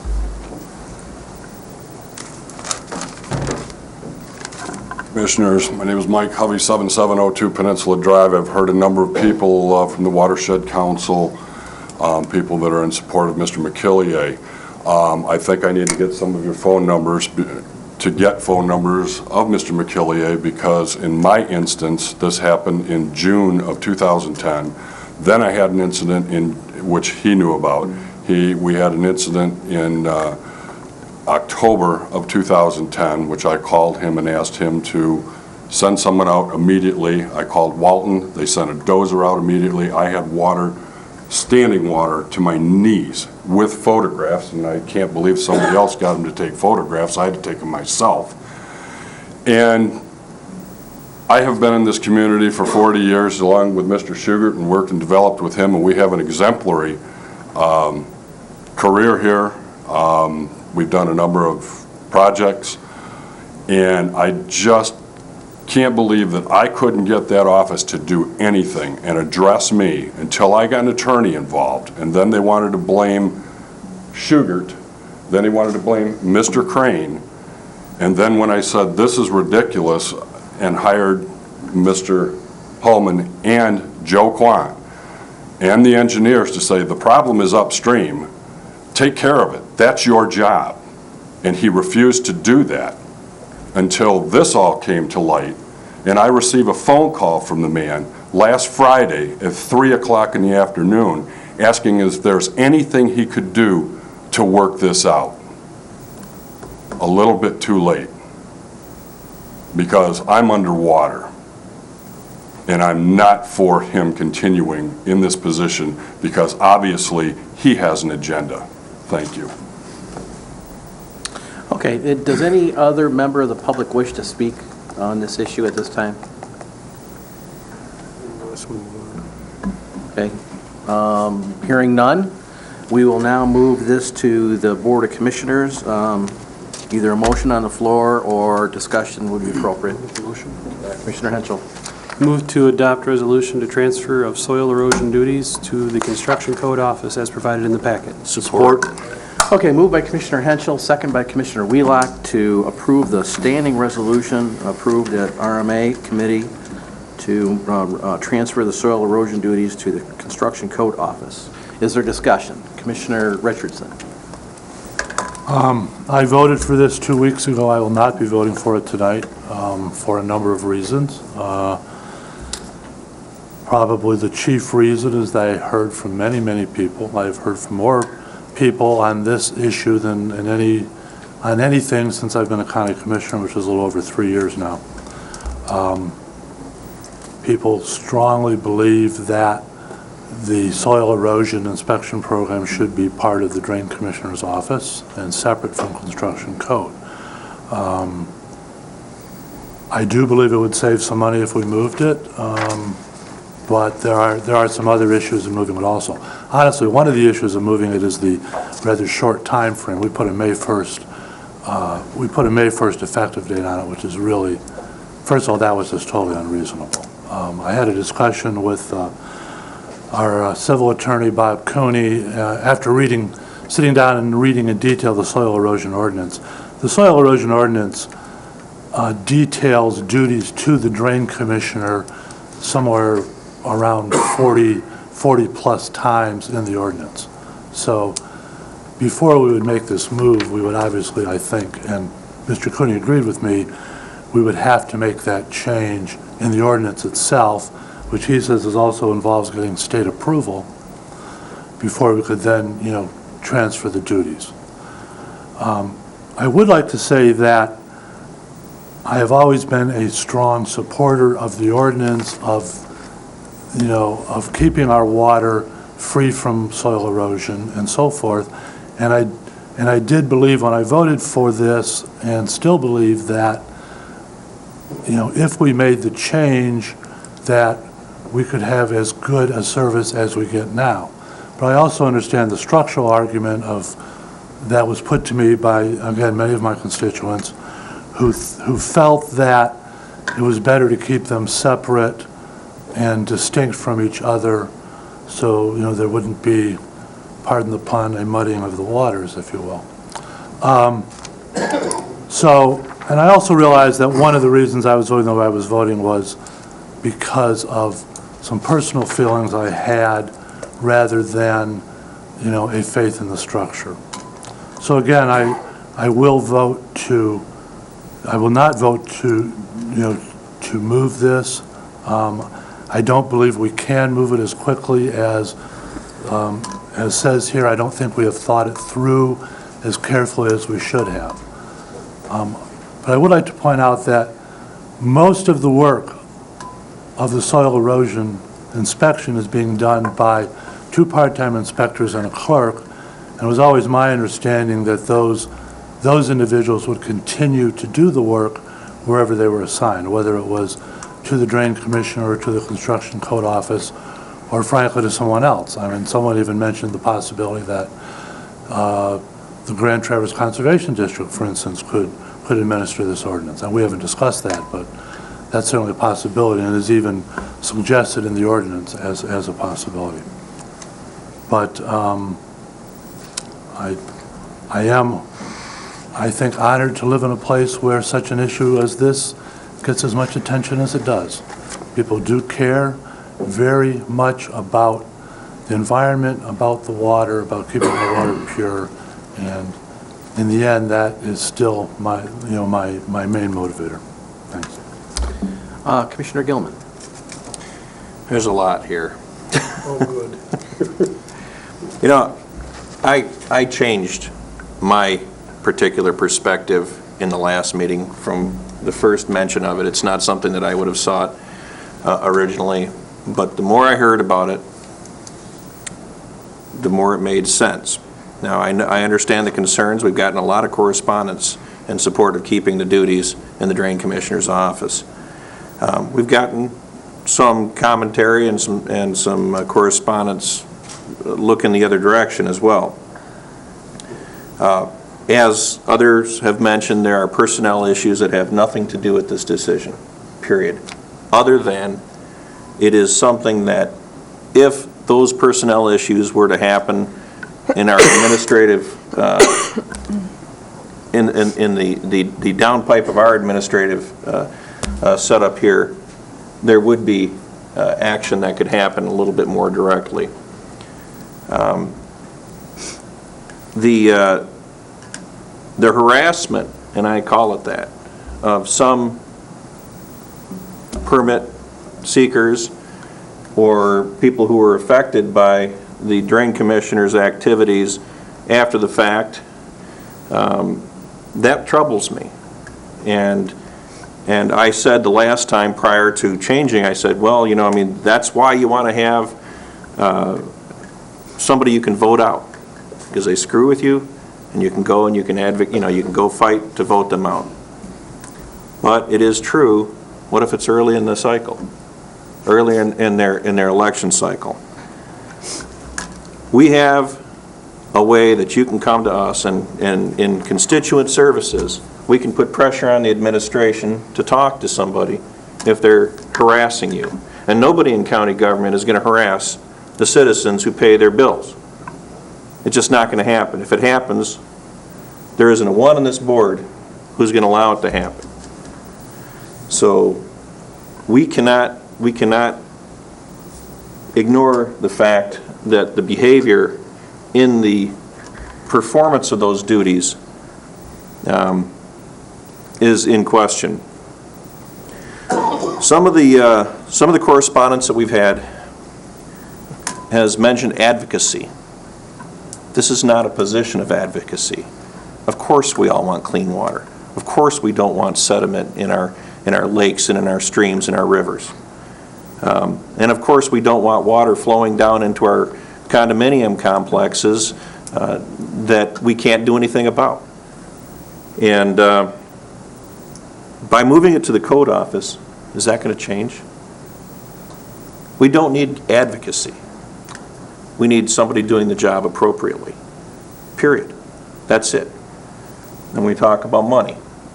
And if we can move the job over and have it done appropriately, and we can save a few bucks, I'm going to tell you something. The drain commissioner doesn't have a lot to do outside of the soil and erosion duties. A couple of lakes, 9 drains. You know, it's something. It's a very part-time job. It's more part-time than any one of us sitting up here. We could immediately, I mean, at least in the next pay cycle, because we're not going to do it before the election is over. But we could immediately save roughly $60,000. I mean, that's a good cost savings. Is Kevin here? Because I have a couple of questions as well. He was here. I thought he was here. Okay. I've got a couple of questions for you at some point when you're ready.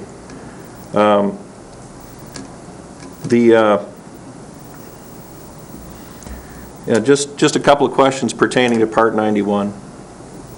If you could come up here. Kevin, you're welcome if you choose to do so.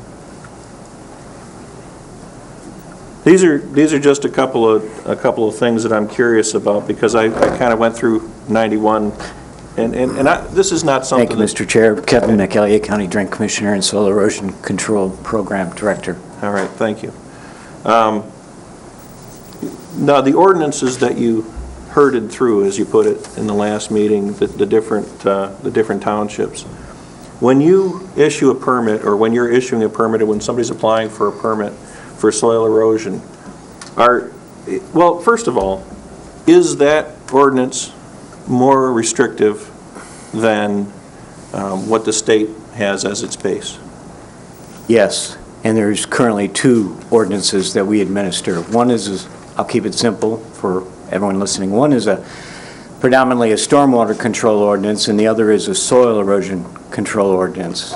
And yes, allowable by state law. When the model ordinance was enacted during Maureen Kennedy's tenure, it was the majority wanted it stricter provisions. So it's the same ordinance. Okay, and I don't necessarily have an argument with the change with the more restrictive ordinance. What I care about, of course, is the application of it, when people request a permit and receive one, are you advising them of the differences between what the state's rules are and then the ordinance each time?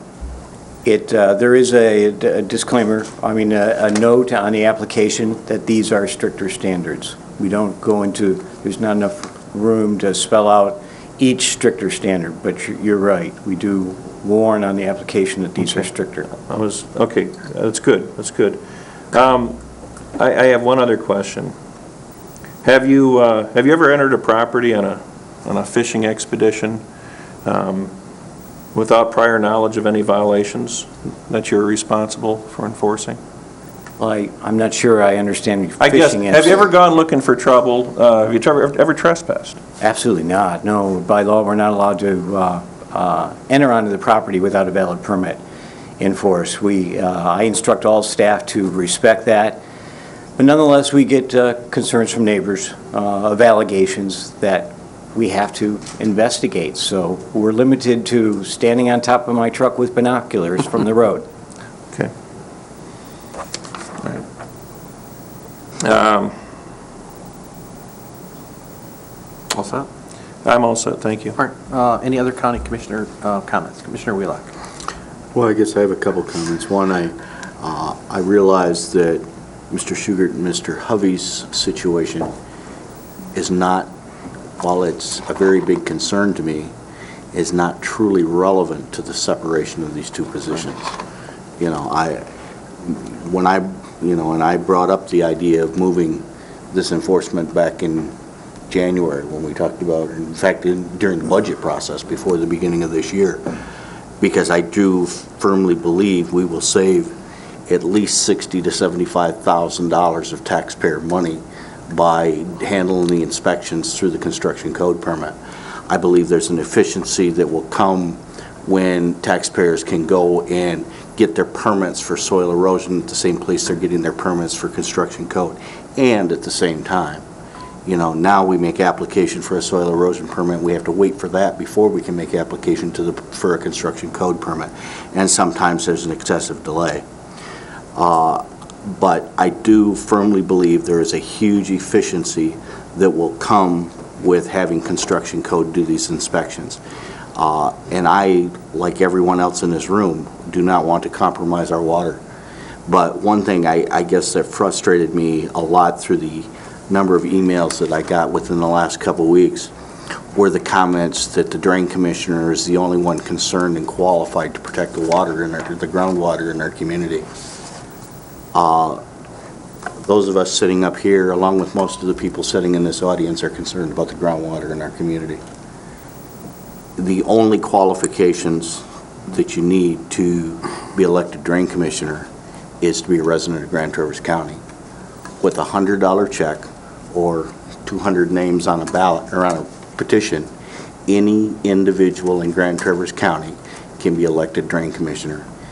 No different than with 50 names on a petition or a $100 check. Anyone that lives in Grand Traverse County can sit in my chair. No, not only in your Well, district. in my district, but any citizen of Grand Traverse County can be elected to be a county commissioner, a drain commissioner, and even a sheriff. You do not have to be a certified police officer to be elected sheriff. Right. Now, how much sense does that make?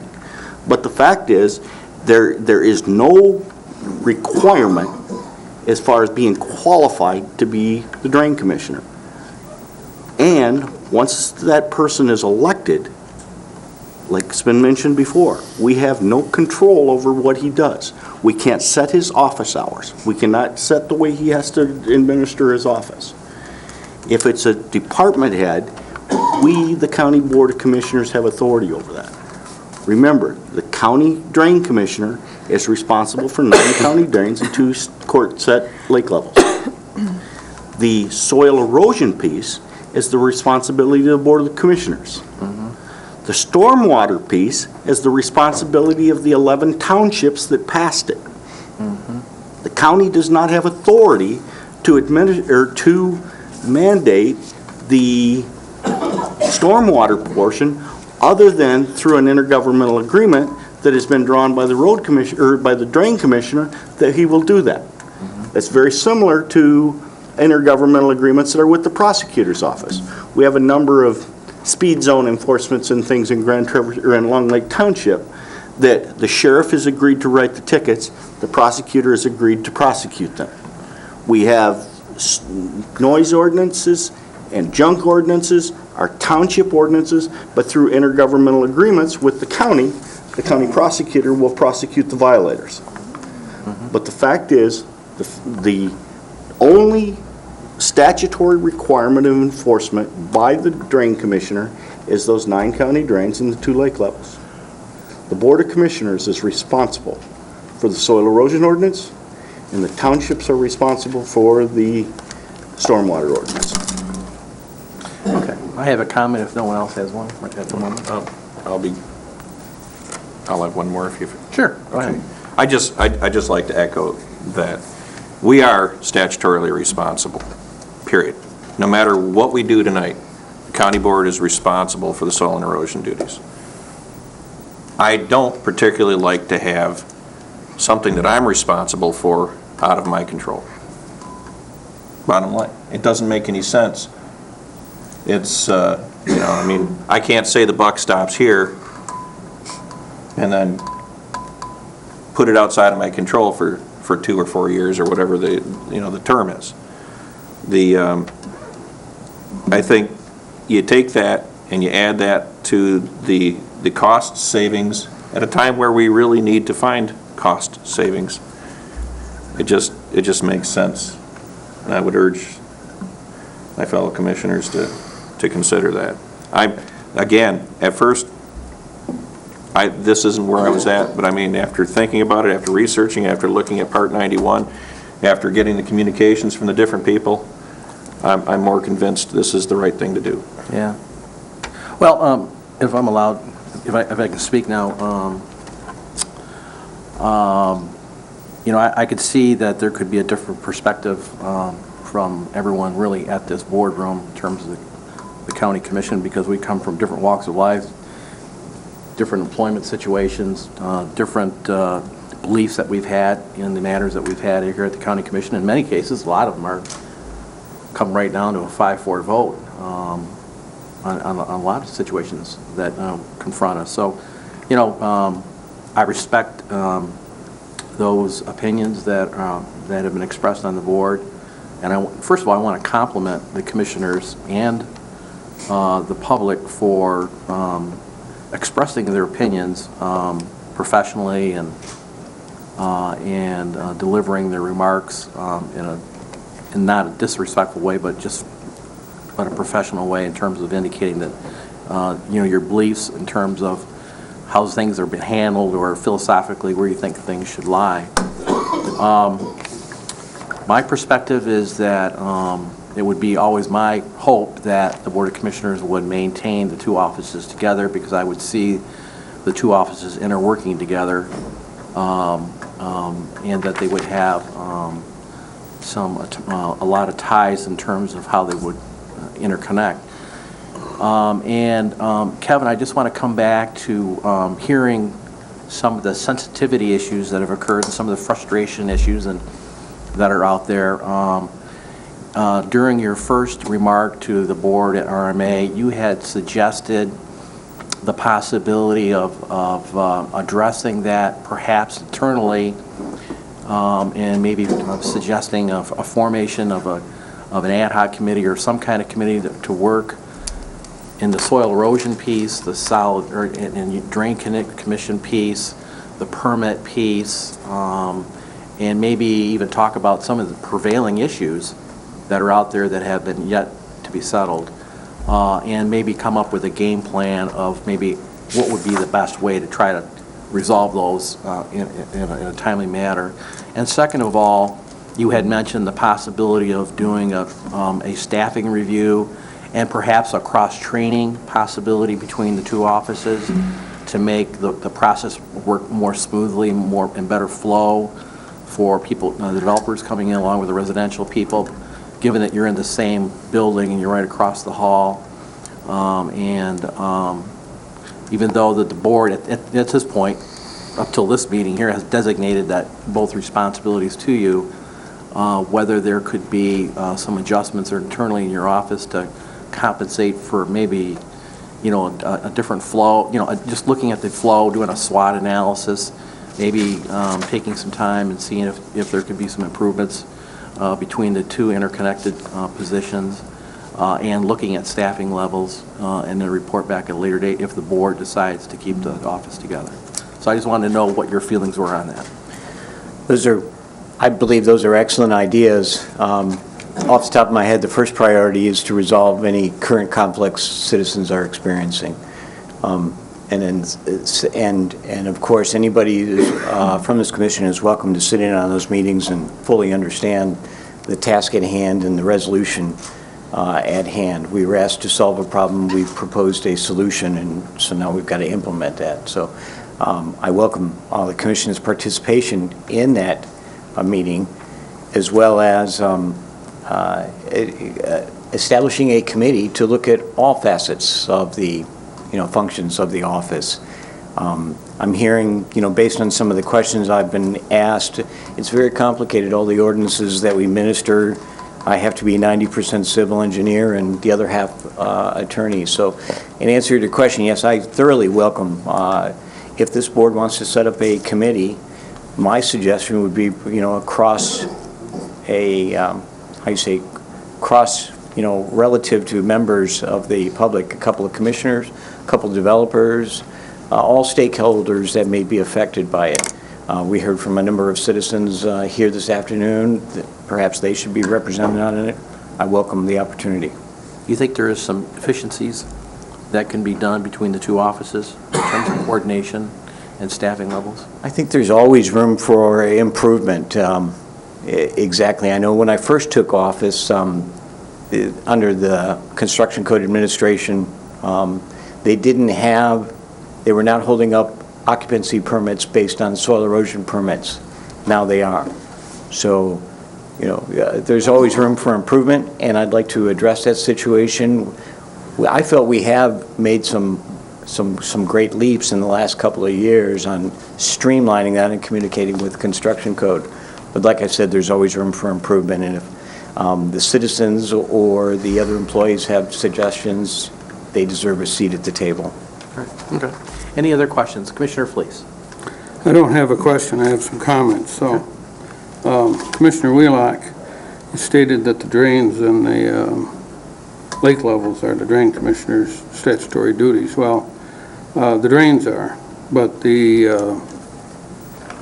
County Board of Commissioners' obligation is the lake levels, and we have had the drain commissioner performing that function like we did the soil erosion and so forth. What I'm really greatly disturbed about is, number one, some of the stuff I heard here tonight. Lack of response, total lack of response. I asked several questions of the drain commissioner at our meeting 2 weeks ago. Never did get an answer. And I sat on the Beta Board. I'm assigned by this board to represent the County Board of Commissioners on the Beta Board. So I faithfully go to my Beta Board this morning, and I happened to be talking with Mr. Menzel, and the board had asked him, at our directive, to investigate getting some additional parking behind the Beta building, which there's pretty good size hill, but there's some flat land, but there's some retrenching areas and stuff. And I had asked Mr. Menzel, did you get that accomplished? And he says, well, sort of. And I says, what do you mean, sort of? He said, well, I went to the drain commissioner's office and I asked them if they could come over and look at this area and determine if it'd be suitable for a permit, because he'd checked into the engineering cost to comply with the statutes, applicable statutes, and it was going to cost $6,000. The drain commissioner's office said, we have been instructed not to visit sites without a permit being issued. For $275, we can come over there and answer your questions. Tom says, wait a moment. I'm a government agency. And all I'm asking is, because I don't want to spend taxpayer dollars, to see if it's a feasible idea before I hire the engineers and spend $6,000 to get the study done, plus then we're still going to have to spend the cost. So consequently, we never did get an answer on that. You know, but again, it was the fees, the $275. I'm in favor of, in fact, actually, I did some searching. The only statutory duties of a drain commissioner in the state of Michigan is enforcement of the drain code related to drains, to attend parks and recreation meetings and DPW, Department of Public Works meetings. That statutorily is his only duties. I'm in favor of transferring all the duties except the statutory ones to the building code office. I take my responsibility, as I said on this board, very seriously.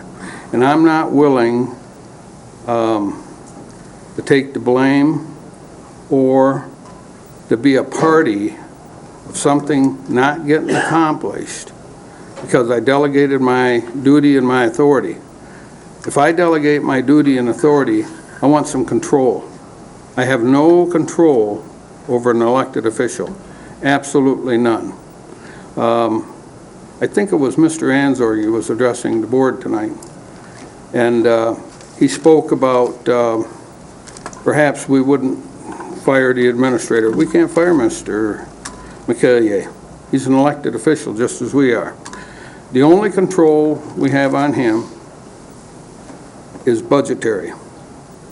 And till 1/1/13, we can't even touch that. We can raise his salary and raise his benefits, but we can't lower them.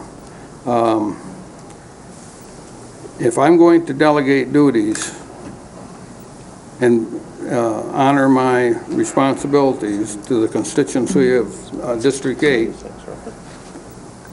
I want control. And the only way you can get control, if it's a county employee, where we can have some discussions and where I can be assured that county employee is going to be treated like they ought to be treated, like an employee, and follow the policies of Grand Traverse County that every other manager has to follow. And the monetary savings, some have said tonight, well, it's insignificant. Mr. McKellier keeps saying how complicated his job is, how intertwined. I totally disagree with that.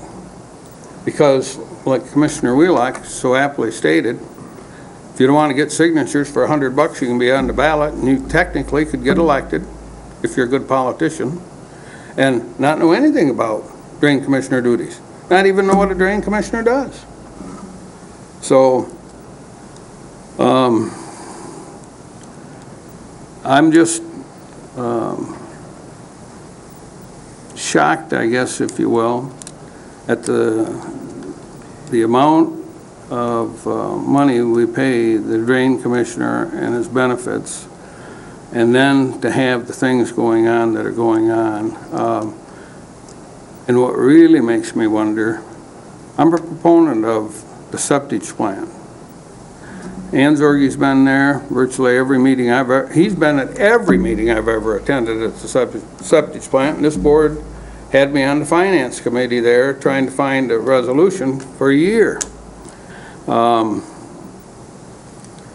And so am I concerned about clean water? You're doggone right.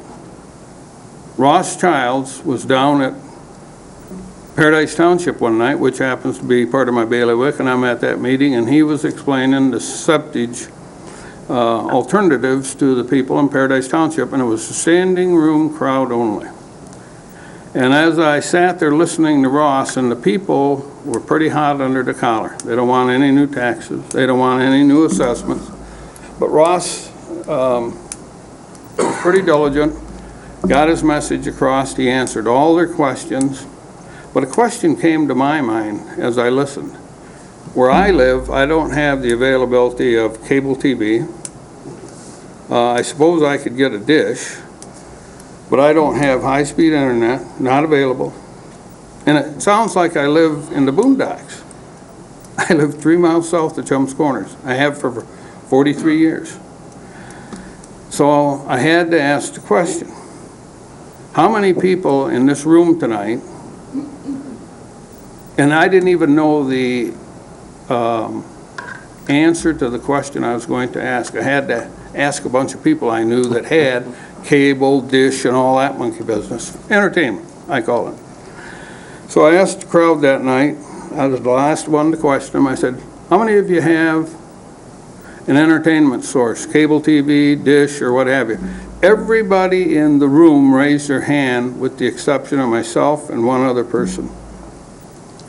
And I said, you know, I'm not very well educated in that because I've never been privy to it, but I understand by asking questions that, yeah, you can get it for $30, but most people end up paying about $50. I've got a neighbor that pays $130. And I said, you know what Ross was advocating at this time, this is, I don't know, 2-3 years ago, it was $44 a year. I said, so you mean to tell me you're willing to trade clean water for $44 a year, yet you're willing to pay $50 a month at a minimum to watch TV? It doesn't make any sense to me. So I think we need to vote to put the duties of soil erosion and non-statutory duties from the Drain Commissioner's office to the Building Code office, where we, who are charged with the responsibility, actually have some control. Thank you. Okay, any other commissioner wish to speak at this time? Commissioner Wheelock. I have two little things. One, I would ask if Commissioner Henschel would consider amending his motion to have the effective date May 1st or as soon as possible thereafter, because there's going to be some documentation, as Mr. Cooney, I believe, would point out. Just to address Commissioner Richardson's concern about timing, if you amend it, the duties, then the state has 90 days to either approve or disapprove the change. So I would put it out 90 days. So, Well, so by July 1, we should be done. Could we say effective upon state approval? That would make sense, yeah.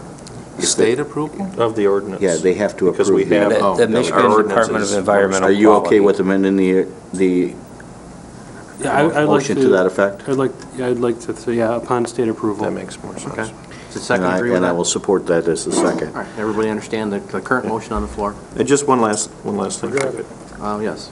Just, and reflecting back on something that Commissioner Fleece said, it's been mentioned more than once, all it takes is being a county resident to be the drain commissioner, to be elected drain commissioner. That for, just in case anybody really was mad at Kevin for any reason and mounted a successful campaign, that means that the next person who becomes drain commissioner could know absolutely nothing about the job, absolutely nothing, and have all of those duties, and we wouldn't have anything to say about it for at least a couple of years. Just 4 years. Yep, 4 years. So I think this makes complete sense. All right, I got Commissioner Thomas and then Commissioner Max Bauer. Okay, I'm sorry, Commissioner Max Bauer. I have a question for Mr. Cooney. Based upon what Commissioner Gilman just said, it's true we can change this at any time with state approval. Is that not correct? We don't have to wait 4 years. Yes, you can move the agency as long The as you get salary is approval what's from frozen. MDEQ. Salary and benefit package. But the soil erosion can be moved to another department, not necessarily construction code. Yes, you can move it to any department. Yeah. The salary can't change I until mean, the we first could of the year. give it to Jamel. I'm sure we'd hear from her, but... Okay. Okay, I just wanted to clarify All right, that. Kevin, do you have any closing remarks before we go into a vote? I just want to limit to one remark, so you have an informed decision. The motion on the floor is relative to modifying, council has advised you relative to modifying the soil erosion only ordinance, but then you've also got to modify the stormwater control ordinance for each individual municipalities and get intergovernmental agreements on that. So and I'll refrain from the rest of my comments. Okay. Can you just ask a question for me? Yeah. I mean, does it require a permit to have your office look into it, to do a site visit? Or is that something you can bend on? We do. We commonly do look on sites, but we have to, in the cases like Commissioner Gilman has mentioned, we do not trespass on properties. We look at these we do complimentary reviews, a lot of times to keep it fair across the board, like the Meyer case. So the consultants come in and they want us to engineer the Meyer project. And not only does that put the county in liability, it takes staff time. So there's a preliminary review fee, $200 on that. My point of the story is that takes brain power, manpower, and cost and liability of the county. So we charge that, and a lot of consultants use that service. So we have to be fair across the board. And so when another, Walmart, asks us to show up on site and give a complimentary consultation, then you have the other folks that are going by the rules crying foul. So we do try to find a compromise between the two. Okay. If it's a simple case, we can show up and give you some pointers and directions, just as Mr. Bruschi had mentioned. If it gets more complicated and more liability to the county, then we want some protection. All right. Do you have any other closing remarks before we vote? Well, I wanted to get back, Commissioner Fleece brought up some good points. You do have control. You can bring any of these concerns to my attention in advance. And that, as an elected official, I have to answer to the public. So when you bring these concerns to me, that's my responsibility to answer to the public, and I have to treat all the public fairly. That's what I think it's a great idea that Commissioner Inman had voiced, that now some of these concerns have been voiced, that a committee should be developed. All stakeholders have a seat at the table, and we should do this periodically. And relative to that, I've already wanted to take myself to the Disney Institute, which is exemplary in customer service training, and bring that back to my staff. I want to bring in some SCORE officials to look at efficiencies of the office and how we can work with construction code department. I also want the reverse evaluation that Disney is excellent for. Have the staff evaluate me. Have customer surveys. Have the customers evaluate our offices so we can get feedback before it's too late that these are happening. And finally, I wanted to sit down with the various groups, all the stakeholders at the table, to learn how to continually improve our customer service. That's the county's motto. All right. Mr. Chairman? Commissioner Wheeler. And I don't want to put him on the spot here, but Bruce Ryan is in the back of the office. In the back of the room. He is the Director of Construction Code. I just wondered if he wanted to make any comment in regard to their department absorbing these inspections, if this is the plan. Bruce, did you want to comment, or? No, but if anyone has any questions, Yeah, I did ask him before the meeting if you wanted to talk. I didn't take time to ask him before when I came in, so I just want to let everyone know, every time I've called Kevin on a customer call to me, he's gotten back to me, he's gotten back to the client in a very timely, professional manner, and I've never received, other than, tonight, a list of concerns, and I would hope Kevin, if this thing is overturned, I would hope Kevin would go back to his office and put together a plan to address some of these issues. Okay? Absolutely. All right. Okay, we have a motion on the floor. Do we have any I'll make a discussion? comment. Okay. Just a quick comment that, Dean Bott, in his report tonight, he saved us over $700,000 because he's a really conservative guy. and things came out better than he told us they would. And if Dean Bott tells me we're going to save $50,000 to $75,000, I wouldn't be surprised if it's double that. I've got, as I walked out of my office to scurry and get over here for the meeting, I've got a stack of papers on my desk that is a list of signatures from constituents, and it's not about this issue, but it's about just general spending of tax dollars. And all these people got together, signed this paper, and wrote my name on it, and said, we want to pay less in taxes. We're taxed enough. And what we're talking about tonight is spending taxpayer dollars. It's an administrative duty to administer the people that go and do the inspections. If we can do it cheaper this way, I trust Dean's projections, and I support that. We've got it. It's the only logical thing to do. It's not about personal relationships or anything. It's about the tax dollars, and the buck stops here. You can get 100, you get 200 people in here, and it doesn't match to the tens of thousands of people in this county that just don't want to pay any more taxes.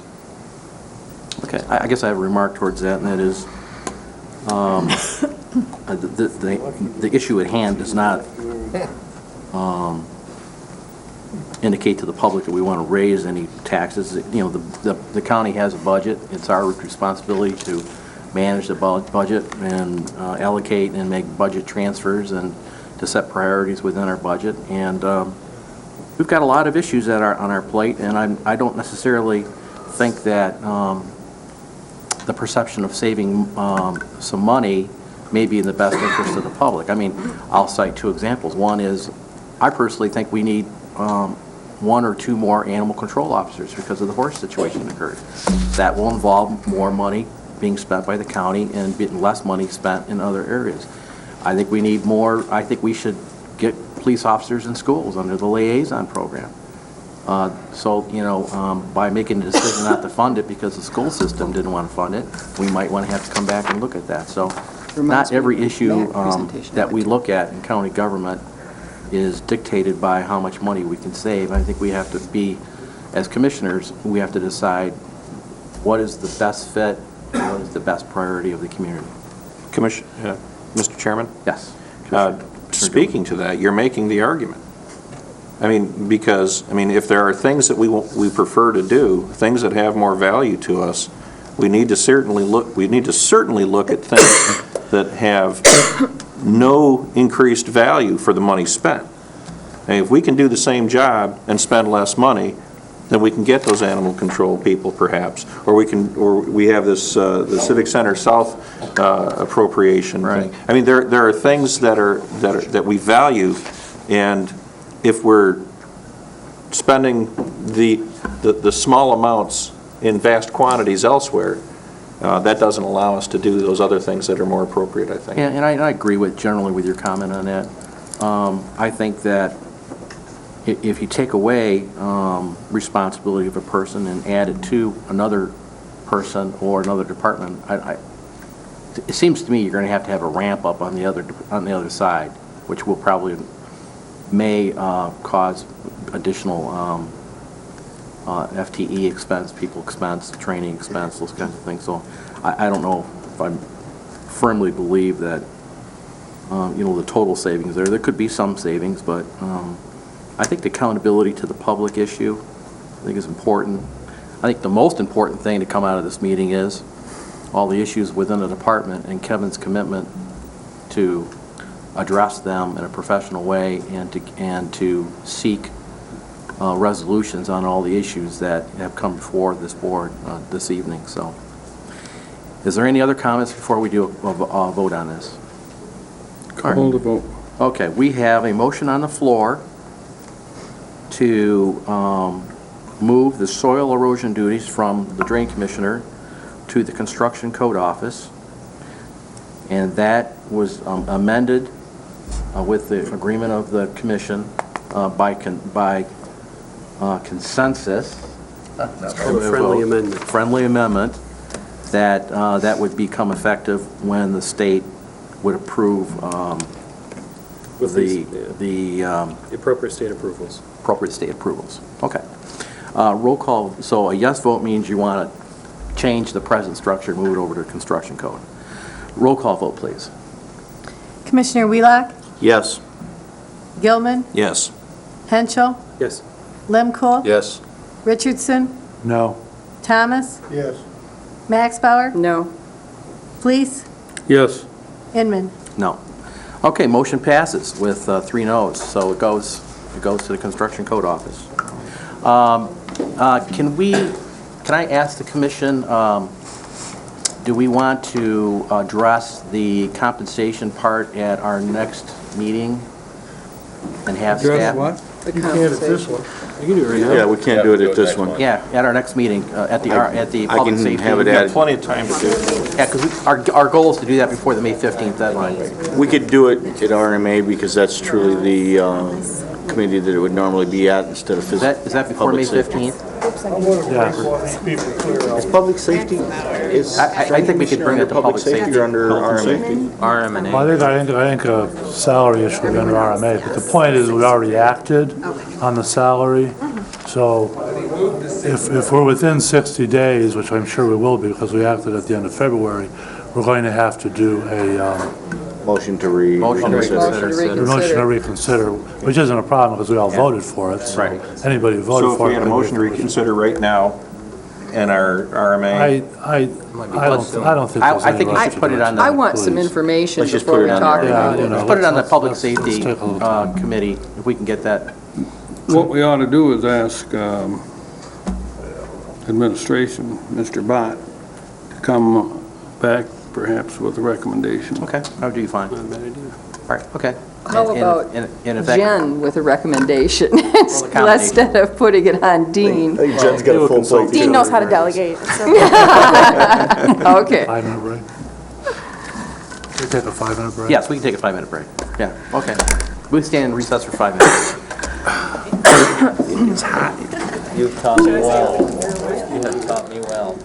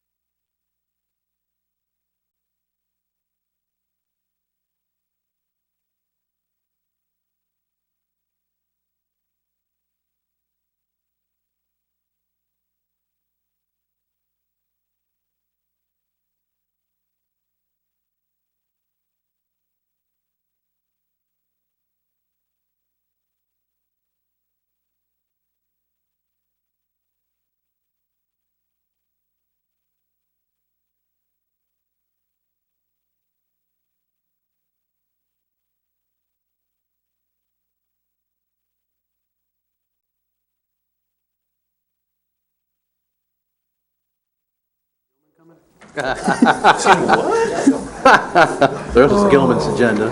Oh, yeah. Couple doses coming. Okay, if we can be seated, please. Commissioner Fleece, if you could take a seat. Commissioner Fleece under control. I'm trying. Aren't you in charge of that? Okay, we are reconvened at 20 after 9, and we have concluded item number 25 on our consent calendar. Now we will move on to item number 26. That was the next Michigan. Commissioner Gilman, you have the floor. Well, primarily I pulled it because I wanted to have my vote reflected. Yeah. The question, though, I have is, and I don't see our planner here, who is, I thought we were supposed to determine whether or not it was just fungible money or if it was money that was strictly limited to the EDC activities. And of course, my opinion at the time, and I thought we were going to confirm that, was that it is fungible, and by golly. Yes, he was supposed to come. He was supposed to come, and he didn't show up. So I would ask that the commissioners consider that when making this vote. You could refer it to a different meeting. I could comment, though, on that. The fund, this is not really the same item, though. The approval of the restricted EDC fund? Okay, I'm on the wrong. Sorry, I am on the wrong. Yeah, the question on that was. Yeah, it's 82. What page is that? Page 82. I thought you took My off apologies. 27. Yeah. I did look into that. I took off 27 as well. 26. Those funds originated from charges for services rendered. That fund has not had any activity beyond probably for 12 years, Commissioner. And so my access to the accounting records, I only had about 15 to 20 minutes to look at it. The county was appropriating money to that EDC fund. Those appropriations were, in most cases, direct dollar for dollar contributions or appropriations back to the Traverse Bay Economic Development Corporation. The funds that were retained in the fund, which were recommended for this, were primarily from the fees that were charged for reviewing projects, EDC, economic development work. Administrative costs. Correct. The bulk of that revenue, and I can't say that every dollar of that, but it would have been those accumulated charges or fees that were just, they built up a fund balance in the fund. Right, and that's why being that we cover a lot of those administrative costs by default, that is why I felt that it is a fungible thing. I mean, this is county money, and it's not restricted to the EDC efforts. There's no doubt it's county money, and the county board has the authority to appropriate the use of that fund, those That's funds. what we're talking about. My recommendation would be, though, that it be used for economic development. Okay. Commissioner Richardson. So what you're saying, Dean, is that they are not restricted just to the use for economic development? No. Okay, and I will make the motion anyway, that Grand Traverse County approve the appropriation of the restricted EDC fund for Next Michigan activities, including formal creation of the Oversight Board, designation of the Next Michigan Development Districts, and the development of a specific marketing strategy, and I understand that. Support. All right, moved by Commissioner Richardson, seconded by Commissioner Lemkool to approve the... I just wanted to say, I understand this is in the amount of more or less $19,000. Is that correct? Correct. The number that was reported last month did not include the December 2011 interest, so it's slightly higher. Slightly higher, okay, all right. Okay, we have a motion on the floor to move forward with the recommendation coming out of Ways and Means to approve the movement of this money to Next Michigan. Is there discussion? Commissioner Henschel. Thank you, Chairman. I think this is a neat idea to get everyone together and collaborating, and it's something we should really celebrate and support. But I guess where I'm sitting at is this thing started with the mantra that this isn't going to cost us anything. That's right. And I kept hearing that, and whenever someone would ask, and I saw Hemet Townships mentioned, and of course the question came up, what's the cost? Well, it doesn't cost anything to apply. And now they want $19,000 and change for this thing that we're putting together with collaboration and bells and whistles, and it sounds good, smells good. And I certainly support economic development. I have, no problem with encouraging businesses to locate here. But I guess what I'm looking at is we're now at the point where we are appropriating $19,000 and change to something that we otherwise wouldn't have. And it's not restricted funds, we've cleared that up. So would we be sitting here if the same amount of money was just in the general fund and instead of in the EDC, quote, restricted fund, would we be allocating the same amount of money for that? And would we be having the same discussion if it wasn't set aside and forgot about for 12 years? And I guess the other thing is, what are we getting for this money? What are the taxpayers of this county getting for the $19,000 and change that we're spending here tonight? Commissioner Richardson. Please. I too have questions, and I've been involved now with this Next Michigan thing pretty much from the start. Still not sure exactly what it is. I'm not sure anybody is, quite frankly. It does offer the possibility of streamlining of economic development. It offers, the possibilities of, making it easier for businesses to locate here, making it easier for us to put money into our infrastructure as these businesses locate, develop, grow, create jobs, et cetera, et cetera. This is seed money. That's all it is. When the discussion was about not costing any money, I mean, everything costs money, right? I mean, getting together in this room and turning the lights on costs money. So no one's talking about going out and hiring staff and funding staff. No one's talking about creating, another whole bureaucracy. We're going to do this within the bureaucracy we already have. I will be the first to join you in not appropriating more money if it turns out that this isn't enough, okay? But there are some things that have to be done. I mean, there are some meetings that have to be held, there's some legal reviews, as always, and anytime we do anything, you're talking about 3 different townships, the city of Traverse City and Grand Traverse County. We're talking about involving the airport authority as well as Northern Michigan College, Northwestern Michigan College. There's always a little grease that has to make everything, fit together and operate, and that's what this $19,000 is. All right, Commissioner Wheelock. Well, I think Ross is, pretty much in line with my thoughts. I too have a number of concerns over this Next Michigan, and I've asked a number of questions. I'm not sure I have all of the answers or have very many answers yet. But the key point about it is just simply the matter of putting a collaboration of this size together with the players, like he mentioned, costs money. And I've probably been amongst the strongest supporters of economic development in this room for a long time, because I will support anything that will bring jobs to this community. Just, I've said over and over and over that our greatest export from Northern Michigan is well-educated young people. We do not have enough industry to bring our our educated children back home to work, and that's simply not fair to me.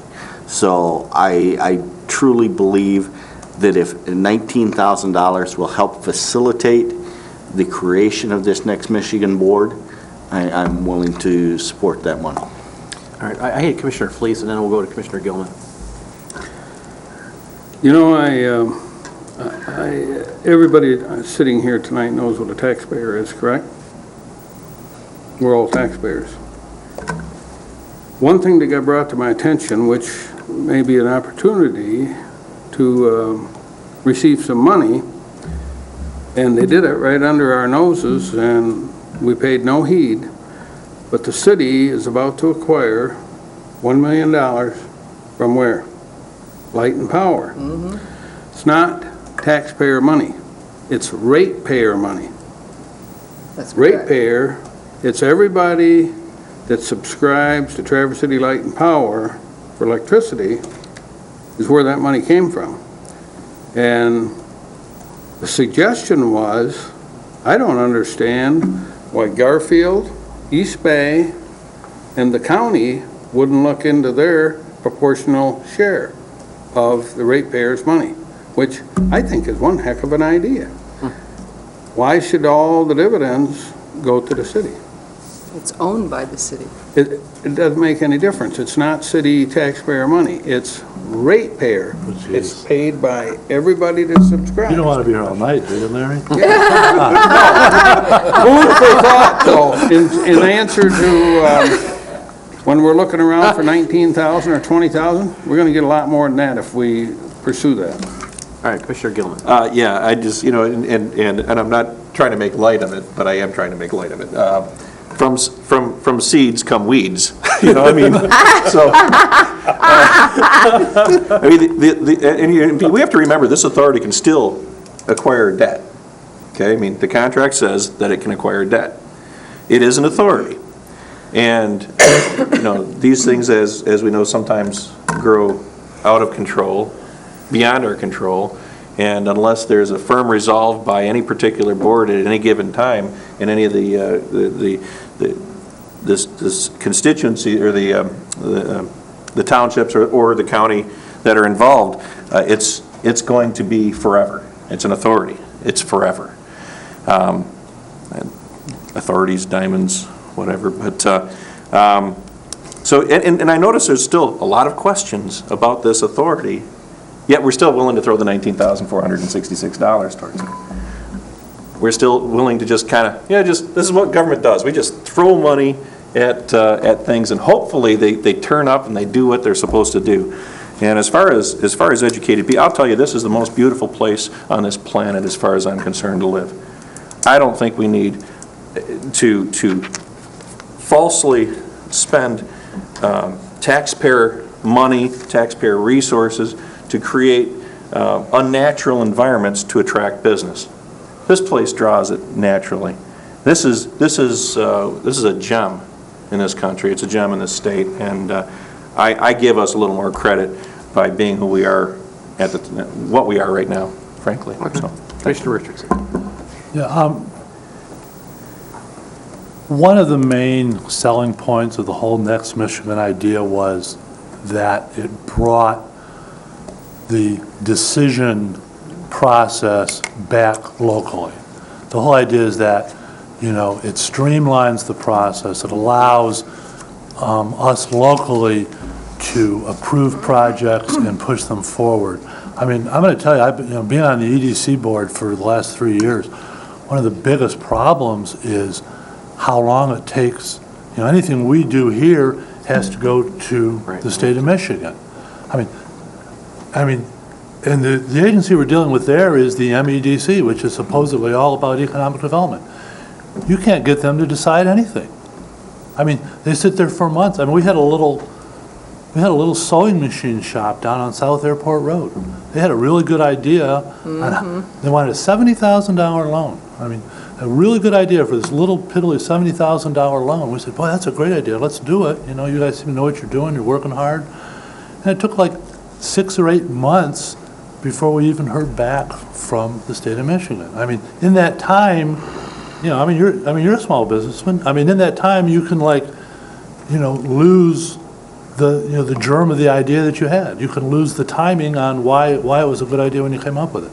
So one of the advantages of Next Michigan is that it brings that back locally so that we can hopefully control our own fate a little more than what we've been doing up to now.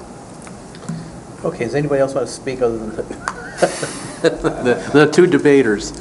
Well, okay.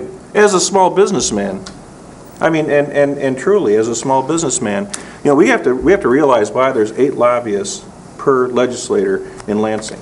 That's the actual number. There are 8 lobbyists per legislator. Okay?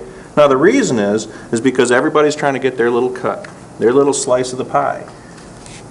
Frankly, I voted against. I love those people. We bought a Serger from those people, as I said. It's the coolest thing. Actually, I use it as much as my wife does. It was a gift for her, but I think it's kind of neat. You have a Serger? We have a Serger.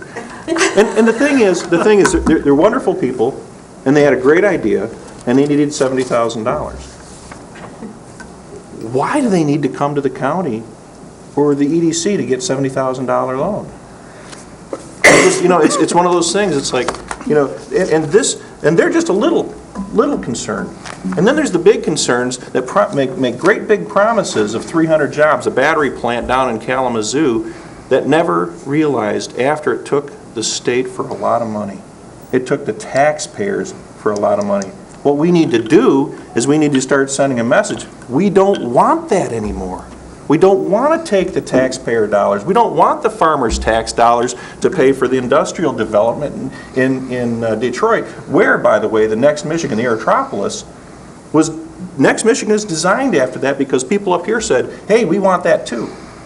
Well, it's not in Detroit, but... Well, Romulus. Yeah, all right. So Okay. I'm just trying, I have a bigger picture, look on this, that's all. We have a motion and a support on the floor. Are we ready to vote? Okay.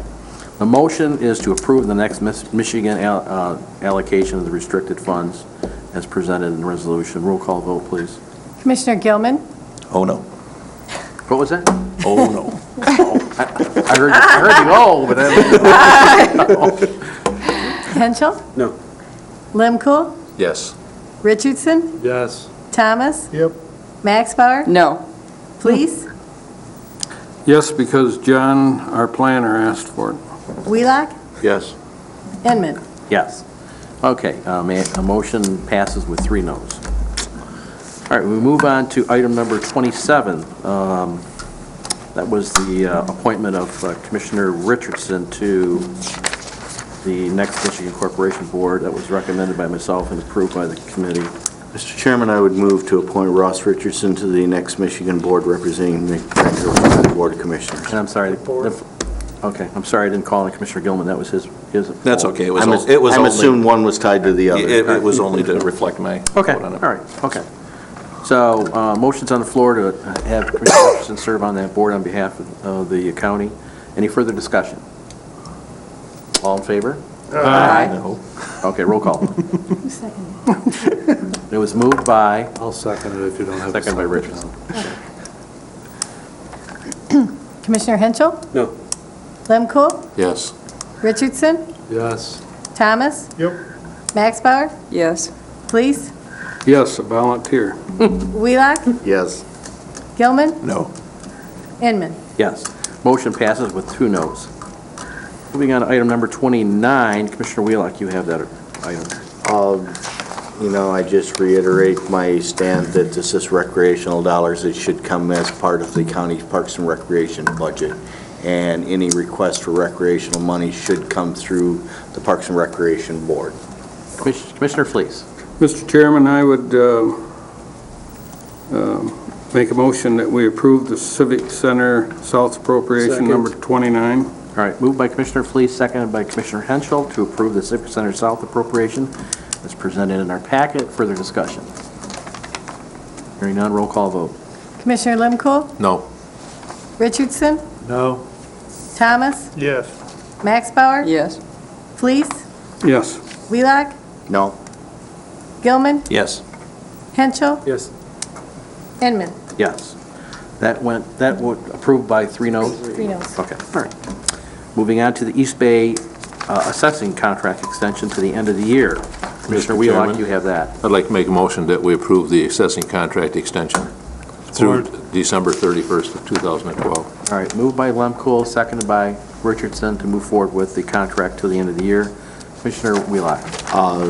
Same thing holds with this. I've opposed this contract since it was initially started a long time ago. I believe there's a checks and balances in place that requires statutorily that the township conducts an assessment, the county equalization department reviews the assessment, and then the state tax tribunal has the authority over both.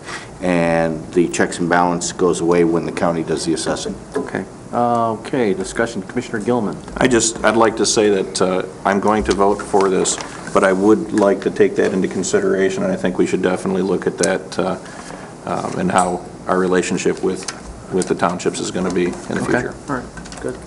Anyone else? Commissioner Henschel. I just wanted to, I like the idea of checks and balances, that's great, but I think there are dozens of municipalities doing this exact thing throughout the state.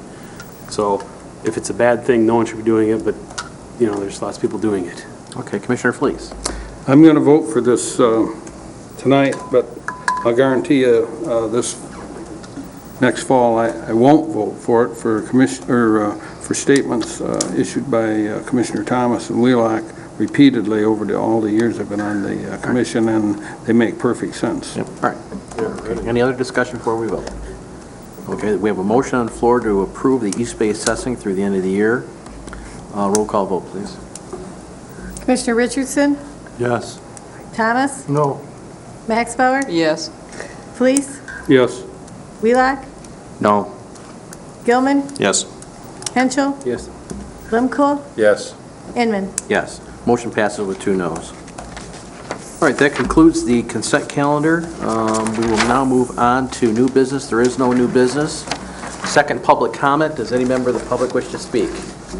Jumping at the first response. All right, Tony. Restate your name for the audience, please. My name is Tony Ansar, U10101 East Carter Road, Traverse City 49684.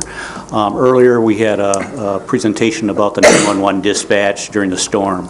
I'm not sure if this board is aware or not, but there is a cooperative agreement between Grand Traverse County and Leelanau County that they support each other. During that storm, twice, Grand Traverse County dispatch had to pick up calls from Leelanau County. Once when a limb came down and took the power out to the dispatch center up in Leelanau County for a little while until they could switch back over. And another time when the radio towers that they were using because the power was out run out of power because they weren't meant to go for that long. So twice, people calling from Leelanau County for help called 911. Dispatch in Grand Traverse County answered those calls, got the calls to the correct responders, whether it was the police, fire department, whoever, and the people that were making the call had no idea that they were talking to a totally different dispatch center. Things worked exactly like they were supposed to work, and that is excellent planning on the parts of both departments, and I want to make sure this board knew that that happened, and it happened so well. Thank you. Thank you. Appreciate it. Thanks, Tony. Thank you. Any other public comment? I don't blame you. You got to get home to your family. All right, moving on to notices and announcements. We have the breakfast with new employees. Is that what it is? Remind me of the breakfast reason. This Friday? New employees. New employees. New employees And and that- employees with service anniversary All right, and that dates. will be at what location? In the cafeteria below? 8 a.m. That's this Friday? Yep. This Friday. This Friday. All right, okay. And you all have your new packets with the interview times, dates, and interview questions. So we'll put that as a reminder on your calendar. Yes, and they match your hair. Huh? They match your hair. See? Mr. Chairman, Yes. I have a question. Yes. I received, I believe it came from the internet, background on some of the applicants. Yes. 3 in particular. Yes. And I noticed, I just glanced at the packet, but I happened to notice that on second, 2 o'clock, the first one is one of those people. I don't know why we would waste our time, I really don't. And I asked Jen about it, and she had already talked to the person, but I don't think we should waste our time or their time, period. Well, the only thing I would add to that is that we did go through the scoring process. She's probably already talked to him, probably already set it up. You know, we're really talking about 10, 15 minutes, but, you know, articles, I'm the one that got them into the boxes. I went and spent the money personally to make the copies. I felt it should be information only. You can weigh that information based on the interview to see how you felt about that person. And if they are chosen for a finalist, then you can get more in detail about what occurred and what didn't occur in their past employment situation. I don't know if that's legal or not, but in any event, I wanted just for information purposes only. If the board decides by a majority vote to withdraw their offer for an interview, on the Skype interview, then it's, then you would have to, that would be your preview to do that. I don't understand the principle at all and the way the laws are today. I don't think we could ask those people, those Probably not. applicants, any questions related to that legally. Could we, Jen? You can ask them about their past education, background, and experiences, sure. Why they left employment would, someplace would probably get at some of the information that was in that particular article or, you know, events that happened there. But that would not be part of the Skype interview process. Yeah, but Mr. Cooney, wouldn't us, if somebody asked them the wrong question based on the information we had, wouldn't that open us up to some liability? She's the only one asking the questions. so. He hasn't seen the articles, so. Jen's answering the question. Yeah, I don't know what kind of question would, I mean, it's hard to imagine that you could ask a question at an employment interview. I mean, I assume they wouldn't answer if they didn't want to answer the question for some reason, but I don't know what the article is that you're referring to or what. Yeah, there were three. Could we ask him, Bob, to look at that There were maybe three tomorrow? press and- articles regarding the I'd like his termination of three of our applicants. Okay. And again, you can ask why someone was terminated from, provide us with the reason as to why you were terminated. And, you know, you can get at that and then ask a follow-up question thereafter. That is absolutely, because it's on the resume, it's there. I guess the bigger question is the interviews are, you know, I felt as though, you know, you wanted to include those candidates. I had already contacted the candidate, so Right. I went forward with it. But if the board chooses to go the other way, we, you know, just let me know. That's like asking the person, if you were the one in front of the firing squad, and we said, wait a minute. Do you want a gold bowl? As you know, you're not gonna stand a chance, fire. You know, it just doesn't make any sense to me. Well, the board would have to make some kind of decision and direct staff to withhold the Skype interviews. I think we should go through the interviews anyway. I'm inclined to do the interviews. You know, obviously, that information is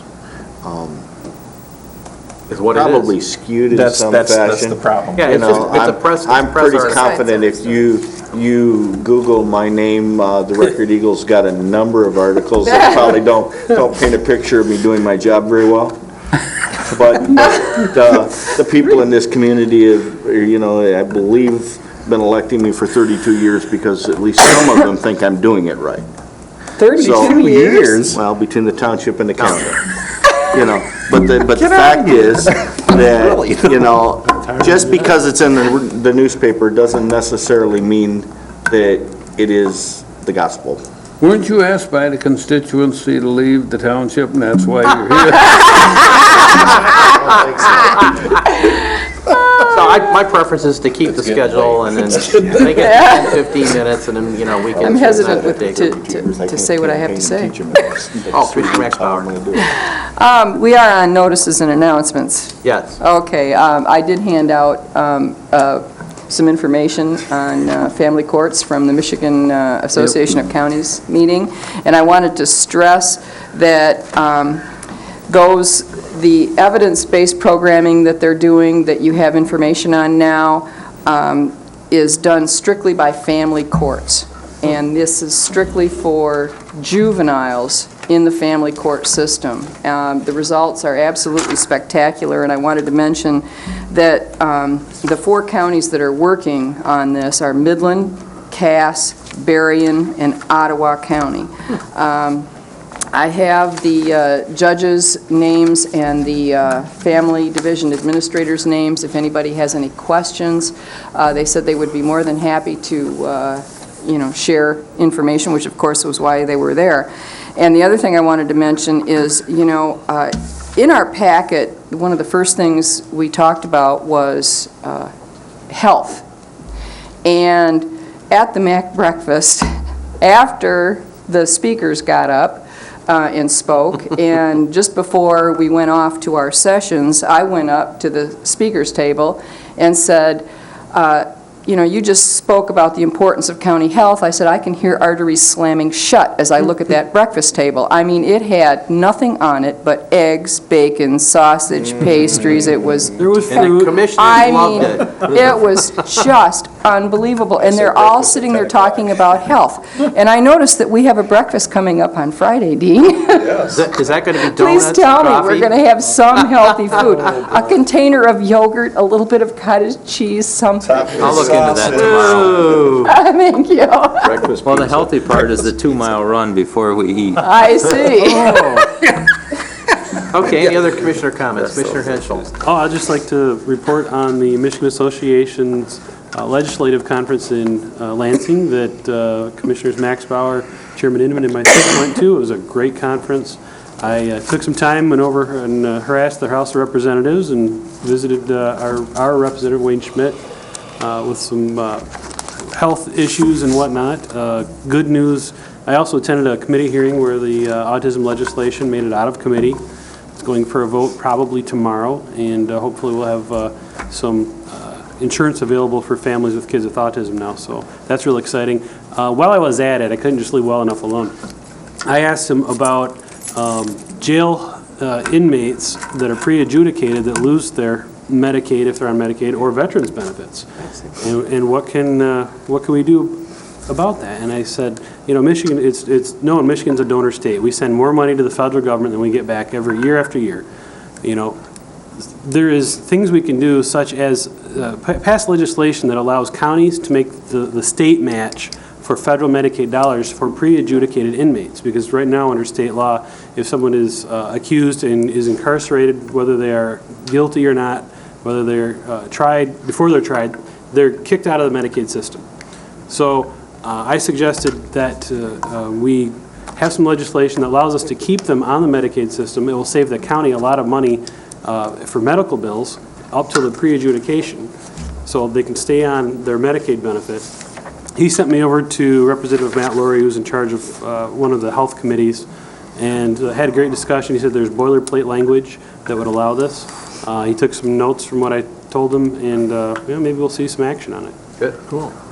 Very good. Just one last thing, because I think it is something that's worth noting, is that, as you know, we did not make a decision to remove the library from the blind, for the blind. Oh, how'd that go? Tattle.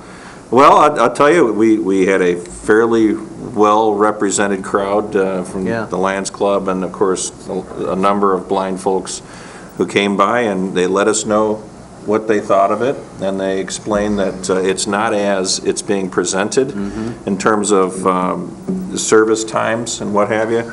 So we're doing our due diligence, and we're not going to do anything until we have an absolute assurance that the services would not be compromised, period. We want to get it's part of the plan. The money savings is part of the plan to get the Blair operation up and running. But at the same time, if we have to start looking elsewhere, we may have to start looking elsewhere as well for some monies. Commissioner Wheelock.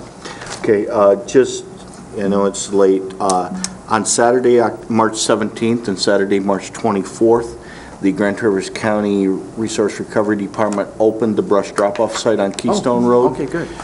We served in those 2 days, and I should say I was only there for a few hours, but they were served with Bob Oosterhout, our director, and Kim Elliott, our education coordinator, manned the station, along with some volunteers from district court. And then I went in Saturday afternoon and worked for a few hours. But we served 162 residents in those 2 Saturdays and took in about 450 cubic yards of brush. We have made the decision, we've hired the temporary personnel to, as of yesterday, the facility is now open from noon to 7 on Tuesday, and it will be open 9 to 3 Thursdays and Saturdays throughout the summer.